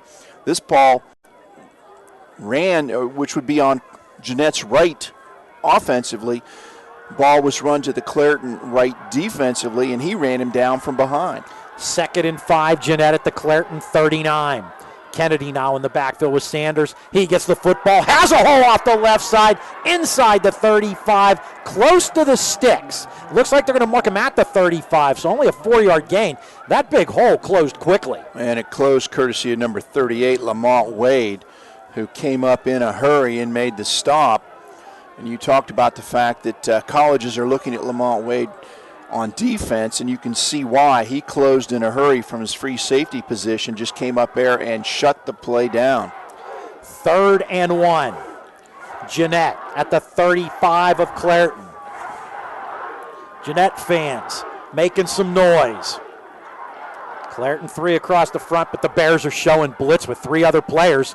Sanders looks to be changing the call. Play clock at 1, does get it off. Sanders pass out in the right flat to Kennedy. Kennedy dropped for a loss. Back to the 36, it'll be 4th and 2. And again, Pruitt with the play out there, able to grab a hold of Kennedy and keep him from moving upfield. Good open field tackle by Anthony Pruitt, and we called his name quite a bit today. He's having a great game for the Clairton Bears. Just a junior. Clairton's going to be good again next year. Aren't they always? Yes, they are. That's one of those programs, they don't rebuild, they just reload, and off they go. Big 4th down play for the Jayhawks. 4th and a little less than 2. Ball just inside the Clairton 36. Kennedy to the right of Sanders in the shotgun. Sanders rolling right, steps up in the pocket's going to keep it, got the first down. Down to the 31-yard line of Clairton. Gentlemen, move the sticks. We got a fresh set of downs. And a very decisive run by Sanders. He rolled to his right, looked, he was thinking about throwing, saw a seam planted, and just took off. No hesitation. Got enough for the first down, and Jeannette keeps moving. 4:55 and turning to play in the 3rd quarter. Clairton 12, Jeannette 6. But Jeannette 1st and 10 at the Clairton 31. Malik Gordon back in the game at the running back position. He lines up to the left of Giovanni Sanders. Trips left, Trey Cunningham wide right. Sanders takes the shotgun snap, has time, now he's getting some pressure, does get a pass off up in the air, and it is, did one of the linemen catch it? I couldn't tell what happened to the ball there. I couldn't tell either. I thought, looks like one of the linemen caught it because they're going to mark it a loss of 3 yards. Off the deflection, that was Tremaine Briston of Janette who caught the football. It was deflected by a Clairton Bear lineman. And that's the only way it could have worked, because otherwise it would have been what was called against Jeannette earlier, illegal touching. If you throw it to a lineman first, it's illegal touching, but if it's touched by a defender first, it's legal. And it's a loss of 3 on the play. 2nd and 13, Jeannette at the 34 of Clairton. Tight end in motion from left to right. That's Austin Klein. Now Kennedy in motion from left to right. Sanders rolling right. Throwback pass. Complete to Womack with room. He's at the 35, the 30. Blocker in front of him. Gets inside the 25, down to the 24-yard line. Flags all over the place. And Womack, of course, wears number 65. So the question is, did he report in as eligible? If he reported in, it's one thing. If he didn't, it's another. He was the last man on the line of scrimmage. Now, on the roster, we have Mark Womack. I said Womack, excuse me. It's Womack. Wears number 8, but we were told he wears number 65, and it's an illegal block. Illegal that's block causing below the penalty. the waist. Block below the waist. So he wasn't a eligible receiver. And that's really going to move it back on. And that was a big play. Jeannette has just made some costly mistakes at the wrong time here. And now they're back at the 50, and they've got to get to the 21. 2nd and 29, Jeannette. Wow. At the 50. Blocking below the waist is the call against the Jeannette Jayhawks.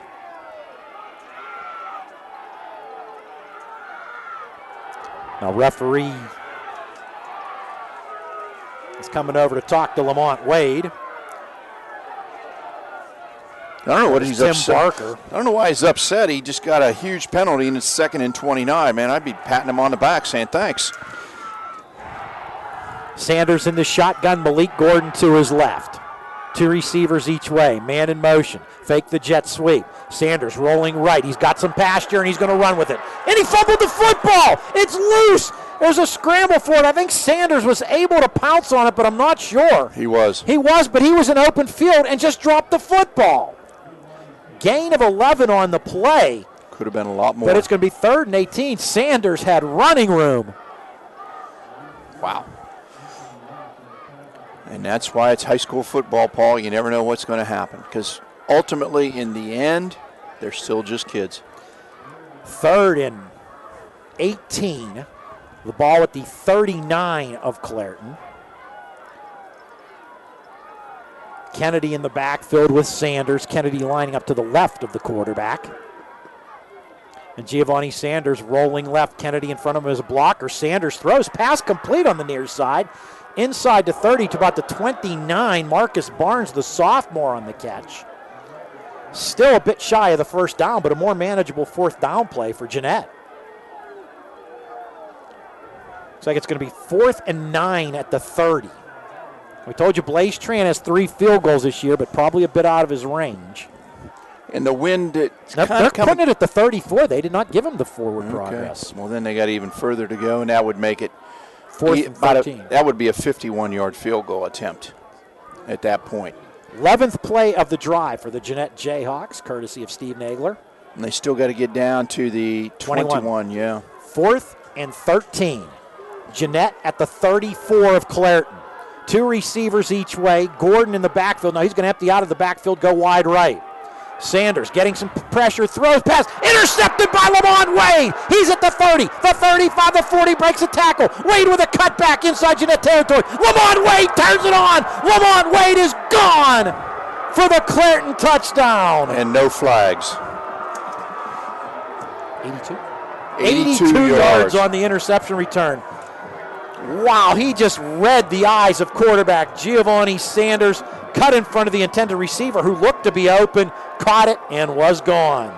And what acceleration, what a burst from Lamont Wade. He saw that opening there at the end where he had to get through a couple of Janette players, and he just exploded through there. 82-yard interception return. And it looked like the receiver had broken open. Now, he was open. And Wade just cut in front of him, read the play, intercepted the pass, and really turned things around in this game. Again, just when it looked like Janette had a chance to perhaps tie and take the lead of this football game. Lamont Wade with the big play. And you remember when Diana Taurasi played for UConn. Gino Oriemi used to always say, what's going to happen? They asked him, what's going to happen in the tournament? He'd say, we have Diana Taurasi and nobody else does. I think Clairton could say that about Lamont Wade as a flag flies on the 2-point conversion. Wade's going to be, he throws the ball up for grabs, incomplete, as he was being wrestled down by Warmack. But what's the penalty? Illegal formation against Clairton. Pruitt was in the backfield. He was moving when the ball was snapped. Minute 30 to play in the third quarter. Clairton 18, Janette 6. You are listening and watching to exclusive coverage of the 2016 WPIAL Football Championships on the MSA Sports Network. Log on every Wednesday night at 7 for the latest high school football news during This Week in the WPIAL here on the MSA Sports Network. Join Don Rebel and other members of the MSA Sports team as they visit with WPIAL football coaches, plus they run down the upcoming schedule and preview the weekend's top high school football games. That's This Week in the WPIAL, every Wednesday at 7 p.m. this fall, only on the MSA Sports Network. 90 seconds left in the third quarter of the WPIAL Class 1A championship game. Clairton 18, Janette 6, and it looked like Janette again threatening to tie this football game, but as I said, Clairton's got Lamont Wade, and nobody else does, and that's a good person to have on your side. What a play on that interception. Yeah, and as we were sitting here talking about it with Steve Nagler and Josh Roundtree, the consensus was we don't know if there's another kid in the WPIAL could have put the burst on that Lamont Wade just did when he exploded after intercepting that ball and just literally ran through Jeannette. Maurice Reeves with the kickoff. Over on the far side, handled by Jeannette at the 27. This is Malik Gordon over on the far side. Out of bounds at the 43-yard line, it looks to be. I mean, that was impressive when you talk about that burst, because there were 3 Jeannette players that really had it, I don't want to say surrounded, but he had to get through 3 of them. He just burst through there so quick, they didn't even have time to react. And just like we talked about, that extra gear on that touchdown run that was called back, it's amazing. And you can see why the colleges all want him. Is it too late for me to work on him to get him to Slippery Rock? That's his 3rd interception return for a TD in the last 3 weeks. Lou just ignored that comment. Courtesy of Steve Nagler. That wasn't, Paul, that wasn't worth talking about. But first and 10, Jeannette at its 41. Giovanni Sanders, play action fake, he's in trouble, busted play, and he's going to be dropped for a 5-yard loss by Anthony Rice back to the 36. Back, they're going to put it at the 35-yard line, a 6-yard loss. Yeah. No offense to Slippery Rock University and in the great program that they have up there, but he's got bigger fish to fry. Yeah, but whatever, in all seriousness, whatever college gets him is going to get a star. Yeah, he reminds me so much of Tyler Boyd. He really does, in the fact that he can do so many different things, just like Tyler Boyd did. And you're talking about a young man that's playing in the NFL right now. Of course, the University of Pittsburgh, where Tyler Boyd went, one of the 5 finalists for Lamont Wade. Rolling right is Sanders. Sanders throws downfield, complete. Nope, Pompey couldn't pull it in. Incomplete. The other 4 finalists, Tennessee, UCLA, Penn State, and West Virginia. So we'll see where he will choose. December 17th will be the announcement date. 3rd and 16 for Jeannette at its 35 after the incomplete pass. Jeannette Jayhawks going from right to left as we close in on the end of the 4th quarter. Winner gets Farrell. And Clairton and Farrell have matched quite a few times in the state playoffs over the years. In fact, played for a WPIAL championship not all that long ago. Rolling left is Giovanni Sanders. Has time. Now getting some pressure. Directing traffic. Throws a pass incomplete. Closest receiver was Marcus Barnes. And it's now 4th and 16. And that interception, at least for right now, seems to have taken some of the heart out of the Jeannette Jayhawks. And you would expect it would. I mean, that was a backbreaker. It looked like they had the huge play downfield for, to pull out a 3rd and long. And instead it gets picked off and is run back for a touchdown. I mean, it's like, how did that happen? And you're just sitting there shaking your head. Oh, my goodness. So Jeannette to punt, Giovanni Sanders punting. Lamont Wade must be getting a play off. He is not deep for the punt. Trayshawn Howard and Keyshawn Wright are deep for the Bears. Sanders punt. Boomer. Wow. It's going to back Howard up, and he's going to let it roll, and it takes a nice Jeannette roll. Howard in pursuit goes back and gets it at the 13, tiptoes the near sideline. Now he's going to run across the field. Now he's going to come back to the right. Howard with room, and then he stumbles and falls. Flag goes down. Howard goes down at the 25-yard line. He's fun to watch when he gets the ball, too, and he's just a junior. He is, and have we seen a return yet that hasn't had a flag on it? That's the other question that needs asked. I can't think of too many. 12 seconds to play in the 3rd quarter. Clairton 18, Jeannette 6.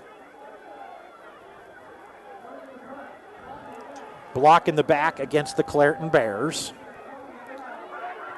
Tonight at 6 o'clock here at Robert Morris University. Class 2A Championship, Steel Valley against Neshannock. So Clairton will start this possession at its 15-yard line. Lamont Wade probably say, okay, I just got a little bit longer to run then. The thing is, that's how he thinks. That's true. Wade in the Wildcat, and in the backfield with him, number 7, Anthony Pruitt. Pruitt also a junior. Fuqua a junior. Howard a junior. Reeves a junior. Wade, play action fake. Rolling right, getting some pressure. Throws complete to Howard on the near sideline. Howard is going to be marked down at about the 4-yard line. Yeah, just about a yard and a half shy of the first down. Just got out of bounds, and I think that Wade was looking for someone a little deeper. Jordan Hines was breaking down the middle of the field, but the safety came over and covered him at the last second, so he decided not to throw it deep and dumped it off. Second and about a yard and a half for the Clairton Bears. Sticks are at their 25. Ball's about the 23.5-yard line. Keofi Fuqua now in the backfield with Lamont Wade. Snap to Wade, fake to Fuqua. He keeps the football off the left side. Gets across the 25 to the 26 for the first down. And that's the end of the third quarter. The score, Clairton 18, Janette 6. You are watching and listening to exclusive coverage of the 2016 WPIAL Football Championships on the MSA Sports Network. MSASports.net is the place to click on every day this fall. On Mondays, we have the latest MSA Sports Top 10 football rankings. Also on Monday, we check in on the former district stars now making the grade in college with WPIAL alum Q&A. Tuesday is a look back at the biggest and best plays from the previous Scholastic football weekend with the plays of the week.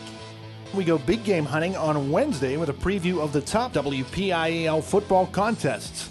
I'll look into my crystal ball on Thursday with the wildly popular Chicks Picks. A complete rundown of all the games comes your way on Friday, plus plenty of broadcasts to choose from on Friday nights. On Saturday, we'll take a look at the top performances with Friday night highlights. Then on Sunday, a look back at the previous day's high school standouts with Saturday's Scholastic Stars. Anytime, anywhere, always there this fall with the MSA Sports Network at MSASports.net. Quarter number 4 of the WPIAL Class 1A Championship game. Clairton 18, Jeannette 6. Paul Paterra, Lou Rood at Robert Morris University's Joe Walton Stadium. Clairton has the ball 1st and 10 at its 26. We'll now go from right to left in the final quarter. The Bears looking for their 9th title in the last 11 years, 13th overall. They have been a dominant program in recent history in the WPIAL. Lamont Wade in the pistol formation this time. Keofi Fuqua is behind him. And Wade gives the ball to Fuqua off the right side. Pickup of about a yard to the 27, 2nd and 9. Yeah, they've been running the Wildcats. They figure they give Jeannette a different look there with the pistol look. And Fuqua hasn't touched the ball for a while. It's been Lamont Wade for the most part.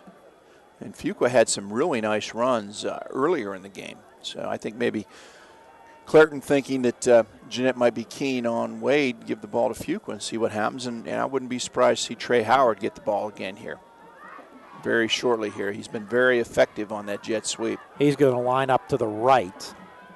2 receivers each way. It's Pruitt in the backfield with Wade in this Wildcat formation. Wade's got the football. He's going to run with it. Try the left side, skirt around one defender, but only get a yard to the 28-yard line. It'll be 3rd and 8. And I think if Jeannette is to have a chance, they're going to have to stop Clairton right on this play. Yeah, they got to get a stop, and then they have to take it in and score because you don't want the ball in Clairton's hand any more than you have to, because let's be honest, the Bears can score anytime they touch the ball. That's for sure. Realistically, anytime they touch it, I always say they're in scoring range once the team bus pulls up to the stadium. Definitely. 3rd and 8, Clairton at its 28. Maybe if they're a stoplight away. You're probably right. 2 receivers each side in single file. Wade takes the shotgun snap, back to pass, getting some pressure, steps up, heaves one down the field, has a man open who makes the catch at the 50-yard line and falls to the 49 of Jeannette. Jordan Hines, the junior, on the receiving end of the Lamont Wade pass. And when he's had to pass today, he's done okay. He's done all right, and that time he read it beautifully, stepped up in the pocket. Hines running a dig route coming over the middle and found him right in that empty spot. Hines went up and made a nice catch, and there you go. Clairton keeps the sticks moving, now has the ball at midfield.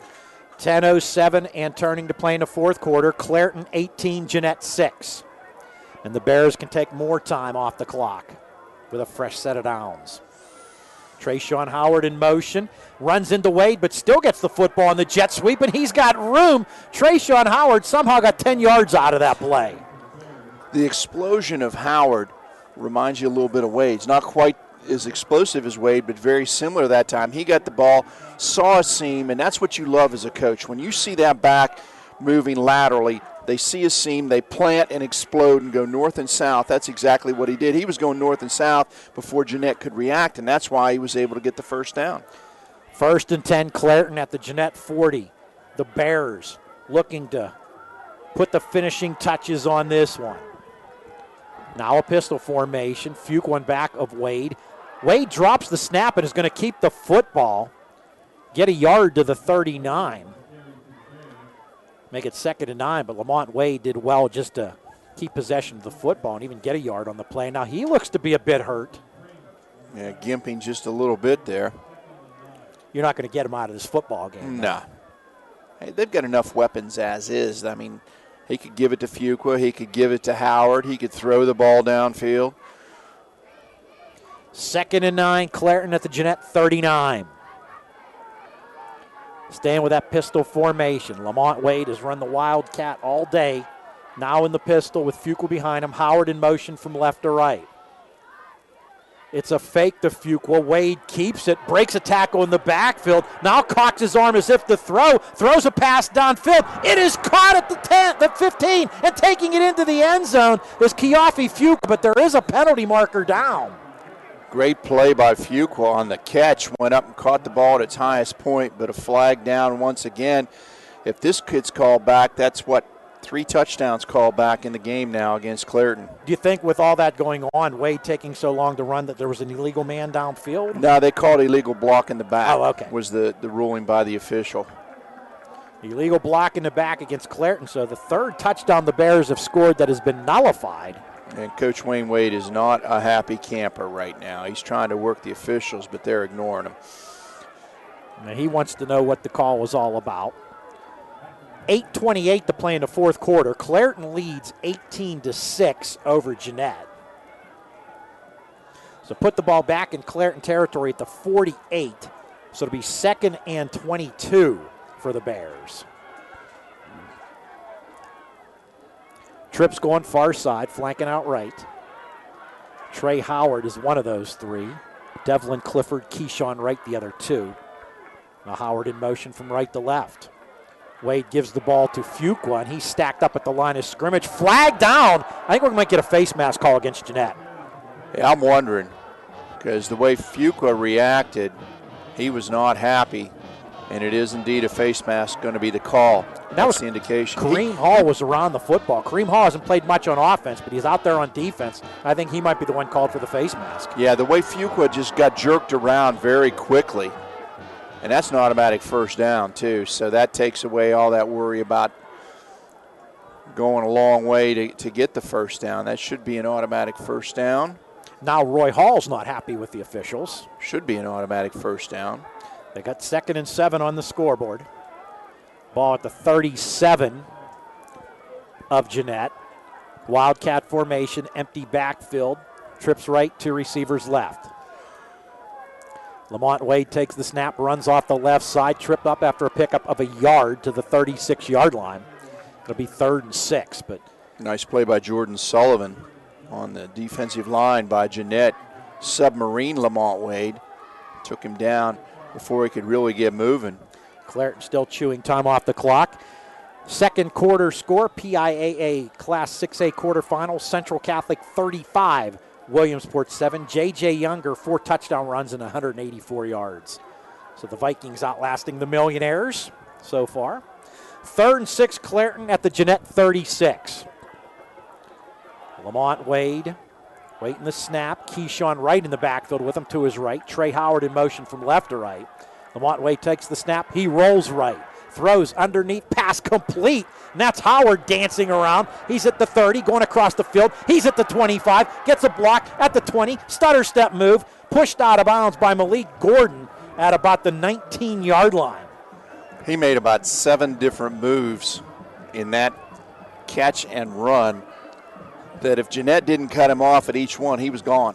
Yeah, great pursuit by Jeannette, but it was more like they were just trying to corral Howard in so that he couldn't break it for a touchdown, and that's going to be a timeout call by Jeannette. 7:07 to play in the fourth quarter. Clairton 18, Jeannette 6. You are listening and watching to exclusive coverage of the 2016 WPIAL Football Championships on the MSA Sports Network.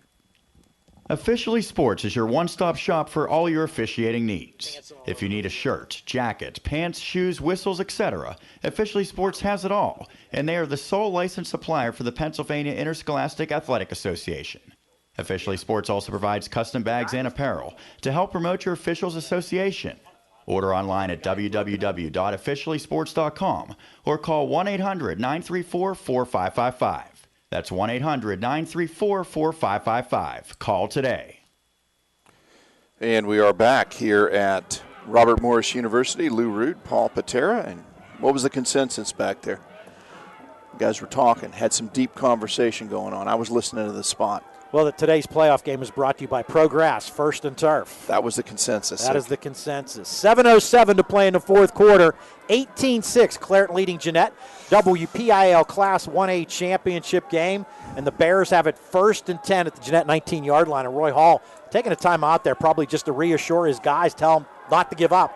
There's still 7 minutes left to play and anything can happen. Wade. Give to Fuqua. Not much there for Fuqua. Stacked up at the line of scrimmage. Might even have lost a yard back to the 20. And there's a flag after the play. And there was some woofing, some pushing and shoving. Fuqua not happy. I don't know what he's not happy about, but he's not happy. And Jeannette has made some costly mistakes and might have made another one here. I think this one might be going against, I don't know. It's hard to tell. Dead ball, personal foul, Clairton. Dead ball, personal foul, Jeannette, offsetting. Okay, so offsetting penalties. But Fuqua was just tearing into his offensive line there. He was not happy with the blocking, so we'll see how this goes down right now. 2nd and 11, Clairton at the Jeannette 20-yard line. I always want to be nice to the offensive linemen. Yeah, they tend to not like it when you start yelling at them, says the old offensive lineman. Play clock at 5 now. Bears chewing as much time off the play clock as they can, and why not? There's the snap to Wade. Lamont Wade rolling right, getting some blindside pressure. He's going to keep the football. Gets inside the 20 to about the 17 for a gain of 3. It'll be 3rd and 8. Yeah, Hall made the tackle. Now he's slow getting up, but he finally does get up. Nah, he's thinking about it. Now he's in some discomfort, though, you can tell. A nice play by Eric Hall to hold Wade to about a 3-yard gain on the play, or 2-yard, I think they're going to call it. 3rd and 8. Clairton at the Jeannette 17 as we are midway through quarter number 4. Wade in the shotgun, the Wildcat formation.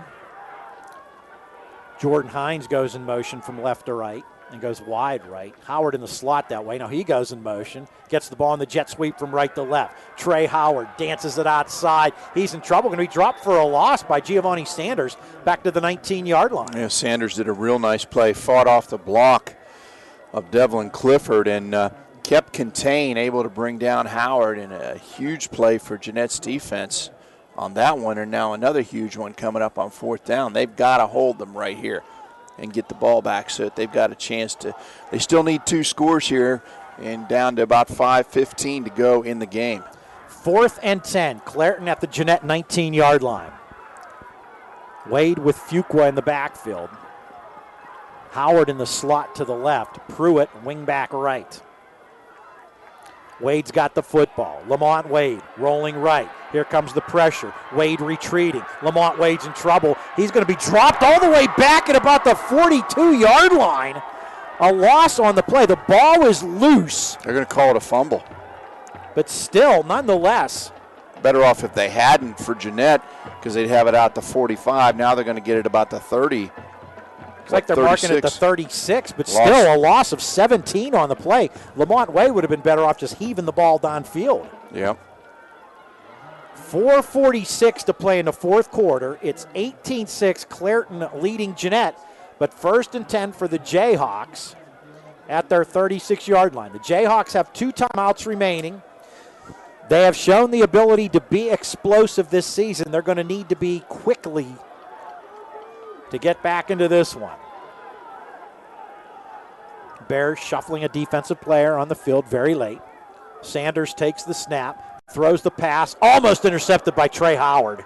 Yeah, he read that beautifully. Tried to hit Trey Cunningham on a slant. And again, Kennedy did the out. Cunningham came on the slant right behind the out. Little pick play there, but Howard read it beautifully and really should have had an INT on it. 2nd and 10, Jeannette at its 36. Jayhawks going from left to right. Sanders in the shotgun. Malik Gordon to his right in the backfield. Press coverage near side for the Bears. Pass complete underneath the Gordon, who juggles it and is tripped up as he gets over the 40 to the 43 for a pickup of 7. Good open field tackle there by Fuqua. Yeah, Fuqua doesn't get him. Gordon had a lot of running room out there, which is what the Jayhawks needed, but a nice play by Fuqua. 3rd and 3, Jeannette at its 43. With time running low, 4 down country for Roy Hall's ball club. 2 receivers each way. Sanders, quarterback draw. He's got some room. Inside Clairton territory at the 45. Wrestled down by Lamont Wade at the 44, but it's enough for a Jeannette first down. And again, no hesitation by Giovanni Sanders as we've got a Jeannette player down. That Michael Pompey. Looks like a cramp. Yeah, he's cramping up. He's grabbing the back of his calf. So definite cramp in that situation. That'll stop the clock momentarily with 4:01 to play in the fourth quarter. 18-6, still your score. We pretty good on spots? And we have 5 to go here, so it's up to you. Looks like they're working on him down there. We could probably sneak one in let's quickly. get one in. I gave you the score and the time. You're watching and listening to exclusive coverage of the 2016 WPIAL Football Championships on the MSA Sports Network. Right now, when you refer a friend to open a new personal or business checking account at First Commonwealth Bank, you can earn a generous cash reward. It doesn't even have to be a friend. Could be a relative. Could be a Bruins fan. Could be that guy over there with the weird hair thing going on. It doesn't matter. Refer anyone to open an account, and it will really pay off for you. They'll even get a cash reward themselves, no matter who they root for. First Commonwealth Bank, member FDIC. Learn more at a local branch or visit fcbanking.com. Paul Paterra, Lou Rood at Joe Walton Stadium, Robert Morris University. 4 minutes and 1 second left in the fourth quarter, the WPIAL Class 1A championship game.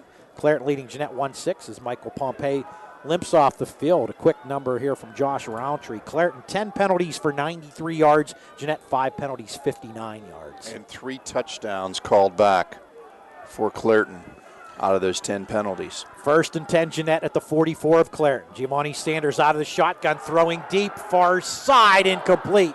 Intended for Robert Kennedy. Decent coverage downfield by Jordan Hines of Clairton. Yeah, he was with him pretty much stride for stride. That'll stop the clock momentarily. After 3 quarters, Giovanni Sanders was 10 of 19, 83 yards passing. Lamont Wade's put the ball up a lot more than I thought he would. Well, I think Jeanette's done a nice job of keeping the running game in check for Clairton at times, and they've had some good defensive plays. They're just fortunate that 3 touchdowns got called back on penalties, or this would be completely out of reach at this point. 2nd and 10, Jeannette at the Clairton 44. Sanders throws, pass incomplete. Couple Jayhawk receivers in the area. Bryce John and Robert Kennedy. Yeah, it looked like a busted route there. Kennedy was coming on a slant, and John ended up running right into the area he was trying to run into on the slant. I'm pretty sure that John was supposed to do an out underneath, out into the flats, in which case he'd have been wide open as everybody had jumped on Kennedy, but ended up running right to where the other receiver was, and no chance whatsoever to get that pass. 3rd and 10 now for Jeannette. The Jayhawks have to convert if they have any hope in this football game. Sanders in the shotgun. Giovanni Sanders, floating pocket left, throws, pass through the hands of Lamont Wade. And he had some open field in front of him if he picks it off. Incomplete, 4th and 10. That would have been a second pick 6 for Lamont Wade on that one if he had caught it, because there was no one there. There was nothing but green with white numbers in red trim and a blue NEC for the conference of Robert Morris out in front of him, he would have just sprinted into the end zone easily for a touchdown had he been able to hold on to that pass. 4th and 10. Jeannette at the 44 of Clairton. Probably the Jayhawks' last hope.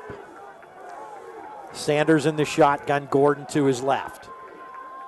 Sanders takes the snap. He's in trouble. Steps up. He's going to run with the football and not get the first down on a tremendous open field tackle at the 40 by Anthony Pruitt. And there's a young man whose name we have called many, many times during the course of the game today. He's done a great job on offense, blocking, and also a great job on defense. You know, he's been that lead back for a lot of the runs that Lamont Wade had. And then defensively, he's been out on the edge, and he has just done a fantastic job, especially in pursuit for the Clairton Bears. And he's run down Giovanni Sanders a few times here. 3:33 to play in the fourth quarter, 18-6. Clairton leads, and the Bears have it 1st and 10 at their 39. Now, Janette does have 2 timeouts remaining. Wildcat formation. 5 across the defensive front, 7 in the box for Janette. Snap the Wade, gives to Keofi Fuqua. Breaks 1 tackle, but is going to be stacked up, and the ball's loose. But I believe Clairton got it back. It looked like Hines was able to recover it. That would have been a big opportunity for the Jayhawks. No gain on the play, 2nd and 10, and time continues to run off the clock. Yeah, it was Jordan Hines that was right in position. So that ball got stripped from Fuqua up in the air, and Hines right there to catch it. Play clock just started, so Clairton can take this clock down well inside of 3 minutes. 2nd and 10, Bears at their 39-yard line.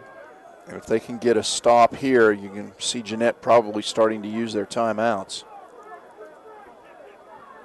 2 receivers left, 1 right, 2 backs to the right of Wade. Wade takes the snap, running right, trying to bounce it outside. Now makes a cutback, squirts through a hole, and gets to the 46 for a gain of 7. That'll make it 3rd and 3.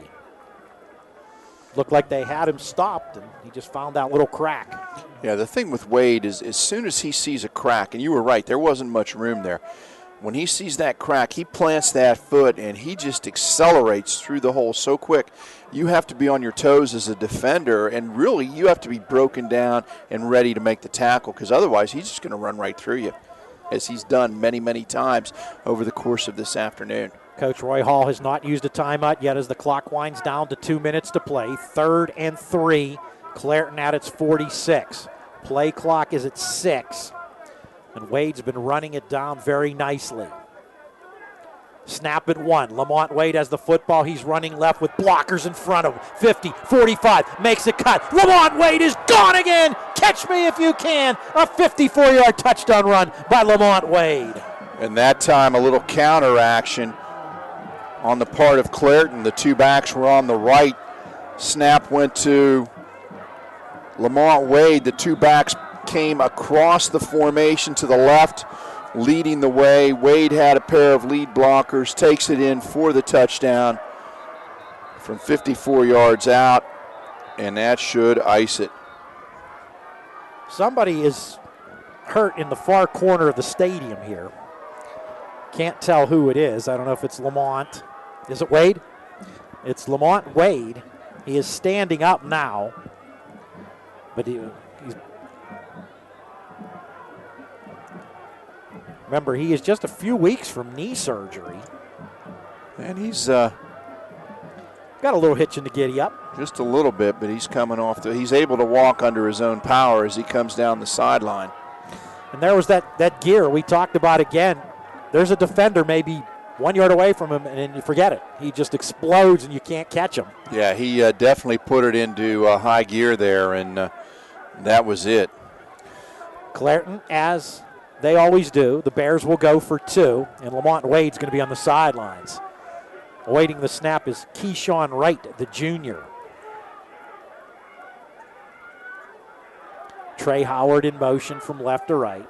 Snap to Keyshawn Wright. He rolls right, throws, incomplete. Penalty marker down, and I think we might get roughing the passer against Jeannette. Mark Warmack is protesting the call vehemently. So that's making Keyshawn Wright clap a little bit, saying, dude, you roughed me. It is roughing the passer. So they'll get to try it again. So the Clairton Bears starting to celebrate. They still got another play here. Why is everybody going off the field? They got to run the two-point conversion again from half the distance to the goal. Jeanette's already off the field. They got to go back and get on defense. Clairton's now the referee's telling them to better get back out there. The referee Tim Barker's calling the teams back on the field. But Clairton fans and players are starting to celebrate. It's like another championship's coming to the Bears. The Bears. Which would be their 9th in 11 years. 13th overall. Not too shabby, Paul. Not too shabby at all. Staring at the Farrell Steelers in the in the PIAA semifinals. There's another stop to right, gives it to Fuqua. Fuqua lunges and gets in. So our first converted extra point. 26-6 is the score. Clairton Bears lead the Janette Jayhawks. And the Clairton Bears just doing it again. Clairton being championship, yes. Clairton being Clairton. And we don't say that to be funny. We say that out of admiration because they can just, in a second, literally just turn a game around. And they have been the lone thorn in the Janette Jayhawk side the last 2 years. Janette has dominated pretty much anybody else that's played. It's the only team that's beaten Janette this year. Janette made it to the WPIAL championship game last year, lost 40-0 to the Clairton Bears. They played earlier this season, a game won by the Clairton Bears, 32-13, and they played in the regular season last year, and that game was also won by the Clairton Bears, 56-29. The Bears. And we said coming in, Paul, that the Bears had outscored them 186-56 in the previous 4 games. Make that 212-62 now. And this is in the 5th game. This is a Clairton team is a little bit angry when you're talking about state playoffs. We had the chance to see the game last year against Berlin Brothers Valley, where the Bears lost in a game where they did not play well. Very, very many mistakes that led to the Berlin Brothers Valley. Ton of turnovers, and then Berlin Brothers, they were ready for him. They wanted to play him, and because they had lost to him the year before in the playoffs up at Elizabeth Forward, and last year Clairton had to come down to their area, and the Bears did not play well. They got knocked off, so you want to think that Coach Wayne Wade and the Bears want to do well. They want to go to Hershey. Reeves with the kickoff. Giovanni Sanders handles, then drops it at the 13, picks it back up, gets over the 15, eludes a defender at the 20, and gets to about the 27-yard line. Still 93 seconds to play, and then a Roy Hall coach ball club is going to be out there fighting for every second, trying to get some more points on the board. And it'll be interesting to see where this game's going to be. Josh, do we have any idea? Not yet. Clairton Farrell. I mean, it depends on who's got the home, whether it's District 7 or District 10. I know it'd be neutral, but still, I mean, probably halfway. Slippery Rock, maybe? There you go, Paul. Here's your Slippery Rock reference. Lovely N. Kerr Thompson Stadium at Bob DeSpirito Field. Possible. We'll have to wait and see. Check the website, www.msasports.net, to see. Sanders in the shotgun. Malik Gordon to his left. Snap to Sanders. Throws the slant. Passes intercepted. And here comes Trayshawn Howard on the return. Howard's at the 20 and just sprints out of bounds. Flag down. And another flag. Howard got to the 18-yard line on the interception. They're calling him for an elbow. They said he led with an elbow on the block. So that'll back Clairton up, but I think all the Bears are going to do now maybe is victory formation. I don't think Janette will take any of the timeouts. 26-6 is the score. Personal foul is the call against the Clairton Bears. I mean, we know the Farrell Steelers are a good program, but they're going to have to play some ball to beat this Clairton Bears ball club. It'll be interesting to see if Noah Hamlin can go next week for the Bears, their quarterback who's missed the last 3 games. And even though Clairton has done well, it's a big difference when Hamlin's in there because that frees Lamont Wade up to do a whole bunch of different things and cause even more problems for people.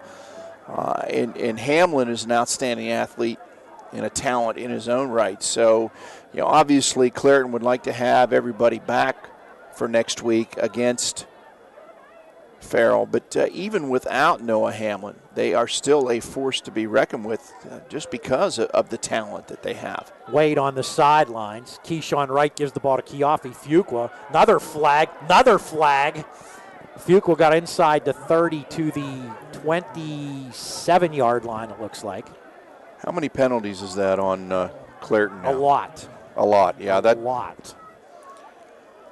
Because as we mentioned, they've had three touchdowns called back due to penalty. Holding is the call against the Bears. Back them up. Lamont Wade's day is done. Put the ball at the 42-yard line of Jeannette. Minute 17 left. Now the clock rolls, and doesn't look like Roy Hall is going to use one of those last two timeouts. Sorry about that, Paul. Quite all right. As we close in on a minute to play in this football game. Keyshawn Wright in the shotgun formation. Clock still rolling. Now Wright's going under center. Looks like we are going to get into the victory formation. Wright takes the snap, goes to a knee. And that's really all they have to do at this point. I doubt that Janette will use their timeouts. No, I believe the Jayhawks are accepting their fate at this point. And an outstanding season for Janette again. It's your heart goes out to the Jayhawks because you know how much hard work and effort they put into it, and I know what it's like when you run into that roadblock. It's tough. They're searching Wayne Wade with the water shower, and they got him. Now he's a chilly dude. And there's the snap. Keyshawn Wright goes to a knee, and we've said this many times. We're going to say it again. WPIAL champion, the Clairton Bears, this year the Class 1A titleists. And a well-deserved championship. They did it without one of their key players, Noah Hamlin, but didn't skip a beat as Lamont Wade steps in the Wildcat. And it's 26-6 final, and they had 3 touchdowns called back as they dogpile each other out at about the 25-yard line. And now, if I was him, I'd make sure Lamont Wade is not part of the dog pile. I would get him out of there. Yeah. But he's in there. Your final score, once again, in the WPIAL Class 1A championship game, Clairton 26, Janette 6. You are watching and listening to exclusive coverage of the 2016 WPIAL Football Championships on the MSA Sports Network. People ask what drives. It's the respect I have for my opponents, the trust I have in my teammates, a coach who treats me with dignity, and a university that has faith in me on and off the field. That's what keeps me focused, why I practice harder, play my heart out. I play to win. I play for Carlo. Tell us your story using #WhatDriveSYou. Carlo University, a proud sponsor of the MSA Sports Network.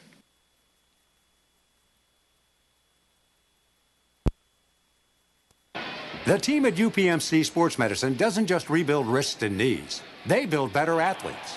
Athletes at every level want to get stronger and faster and prevent injuries. Fact is, no other sports medicine program in the region is more experienced when it comes to treating, training, and inspiring athletes. UPMC, the official healthcare provider of the Penguins, Steelers, and you. Find out more at upmcsportsmedicine.com. When looking to replace your athletic field, choose ProGrass, first in turf. ProGrass has installed over 500 fields in the U.S. Getting the best artificial turf for your field depends on both the product and the partner you choose. That's why architects, athletic directors, and players choose the ProGrass Performance System. ProGrass maintains an active presence in the synthetic turf industry as members of the Sports Turf Management Association and the American Sports Builder Association, and is proud to be recognized as the FIFA preferred manufacturer. Call ProGrass today, 866-270-6003, or visit them on the web at www.progressturf.com. ProGrass, first in turf. For the most complete recap of Friday night's WPIAL football action, tune in on your way home from the game to the MSA Sports Scoreboard Show here on the MSA Sports Network. Hi, I'm Don Rebel. Join me in the MSA Sports Gang for all the scores and recaps from the top games, plus the MSA Sports Roundtable. That's the MSA Sports Scoreboard Show after the game on Friday nights on the MSA Sports Network and at msasports.net. Paul Paterra and Lou Rood at Joe Walton Stadium, Robert Morris University, WPIAL Class 1A champions of the Clairton Bears. And Lou, what can you say? 26-6 the final. This team this program does it year after year, and they always have that star talent. I remember when Tyler Boyd was coming up, Tom Nola, the coach at the time, said he's going to be the best player in Clairton history. We're all like, oh, yeah, right, because there were some great players. And he was. Lamont Wade is right up there in the class of Tyler Boyd. Well, he's broken all the records that Tyler Boyd held, and he is, like I said, said earlier in the day, but pregame and then during the game itself, he reminds me of Tyler Boyd so much with what he can do and how he plays the game, and same type of talent, same type of ability, and same type of drive that Tyler Boyd has as well. Never gives up, never quits, and you're talking two of the premier names to come out of Clairton football. And, again, the Bears being the Bears. Close game until Clairton decides it's not going to be a close game anymore, and they just turned it around. And 26-6 and 3 touchdowns called back, or it would have been a lot worse than what it was. Clairton started the scoring at the 7:47 mark of the first quarter, a few plays after intercepting a Giovanni Sanders pass. Lamont Wade running in from 6 yards out. 2-point conversion failed. It was 6-0. Janette tied the score just 2 minutes and 46 seconds later on a 9-yard touchdown pass from Giovanni Sanders to Michael Pompey. Extra point no good. It was 6-6 at that point. Trayshawn Howard with a 50-yard run at the 38-second mark of the first quarter. 2-point conversion, no good. It was 12-6. And it looked like Jeannette was driving for a possible tying touchdown, maybe a chance to even go ahead with an extra point, when Lamont Wade stepped in front of a Giovanni Sanders pass, 83-yard interception return. That was just a dazzling return showing incredible speed. 18-6 after the 2-point conversion failed. Wade with a 54-yard touchdown run with a minute 39 left put the finishing touches on this one. Keofi Fuqua ran in from the 2-point conversion, 26-6 your final. Wade, 21 carries, 100 yards rushing to lead Clairton. Howard, 5 carries, 56 yards. Fuqua, 11 carries, 25 yards. Wade threw 10 passes, completed 6 for 65 yards. Howard is leading receiver, 3 catches, 28 yards. For Janette, Giovanni Sanders, 19 carries, 39 yards when you take into account the sacks. Robert Kennedy, only 4 carries, 6 yards. Sanders was 11 of 25 passing the football for 90 yards. Malik Gordon, Robert Kennedy, 3 catches each. Jackson Pruitt did have a 47-yard catch. Penalties were a big story in this one. There were 12 penalties called on Clairton, as Lou mentioned. 3 touchdowns for Clairton called back. 12 penalties, 118 yards. 6 penalties against Jeannette, totaling 61 yards. Clairton, 179 yards rushing on 39 carries. Jeannette, 25 rushes, 52 yards. Jeannette, 90 passing yards. Clairton, 65. Time of possession went to the Bears, 26 minutes and 13 seconds. For Jeannette, 21 minutes and 47 seconds. Clairton, 5 of 10 on third down conversions. Jeannette, 4 of 13. Once again, as you can't say it any better, Lou, Clairton being Clairton. They're WPIAL champions for the ninth time in 11 years. Now they move on to the PIAA semifinals to take on the Farrell Steelers. And Farrell better be ready. That's all you can say, because Clairton clearly is a team on a mission. And as we said, losing in the state playoffs last year has got them all fired up. And, they accomplished step 2. Number 1 was win their conference, which they did. Number 2 is win the WPIAL. Now they've got step 3, and that's winning the states. And they've got to get through Farrell to get to Hershey. And, should be an outstanding game next week. Of course, Farrell, a team with another great tradition, long storied history in western Pennsylvania, and should be a matchup of a couple of Class A powerhouses. But what can you say? Clairton has been dominant in the WPIAL in Class 1A. They continue to show that dominance, and in all honesty, Paul, next year they're going to be dominant again. They got most of their players back, and they've got a lot of talent coming up through the system, and it's just Coach Wayne Wade has got the Clairton program rolling. And for Jeannette, they lose a lot this year, but they're always going to be talented Jeannette, another proud program. Nothing to be ashamed of. You lose 2 games, and both of them are to Clairton. There's no shame in that whatsoever. A great season for the Janette Jayhawks, and it's just unfortunate they come up short here in the end. It stings. It really does when you lose to the same team over and over and over again. Been there, done that, know what it's like. But you end up coming up with respect for that team for the fact that they were able to beat you, even if you don't like the outcome. And I think even though Janette and Clairton have met as much as they have, there is mutual respect there between the two teams. Don't forget, coming up at 6 o'clock on the MSA Sports Network, the WPIAL Class 2A Championship game, the Ironmen of Steel Valley against the Lancers of Neshannock. Matt Vandriak, Mike Azadian on the call of that one. We'll wrap things up for now here at Joe Walton Stadium on the campus of Robert Morris University. The final score, once again, in the WPIAL Class 1A Championship game, Clairton 26, Janette 6. For my partner, Lou Rood, this is Paul Paterra. Enjoy the rest of your day, everybody.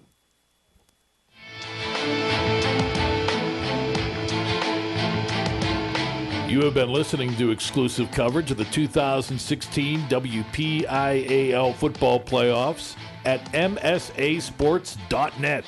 Sponsored in part by Progress, by First Commonwealth Bank, by UPMC Sports Medicine, by Carlow University, by Officially Sports, by Dollar Bank, by Monticello's Italian Restaurant, and by Management Science Associates. You can follow the high school football playoffs all the way through the PIAA state championships by logging on to www.msasports.net. The preceding has been an exclusive presentation of the MSA Sports Network.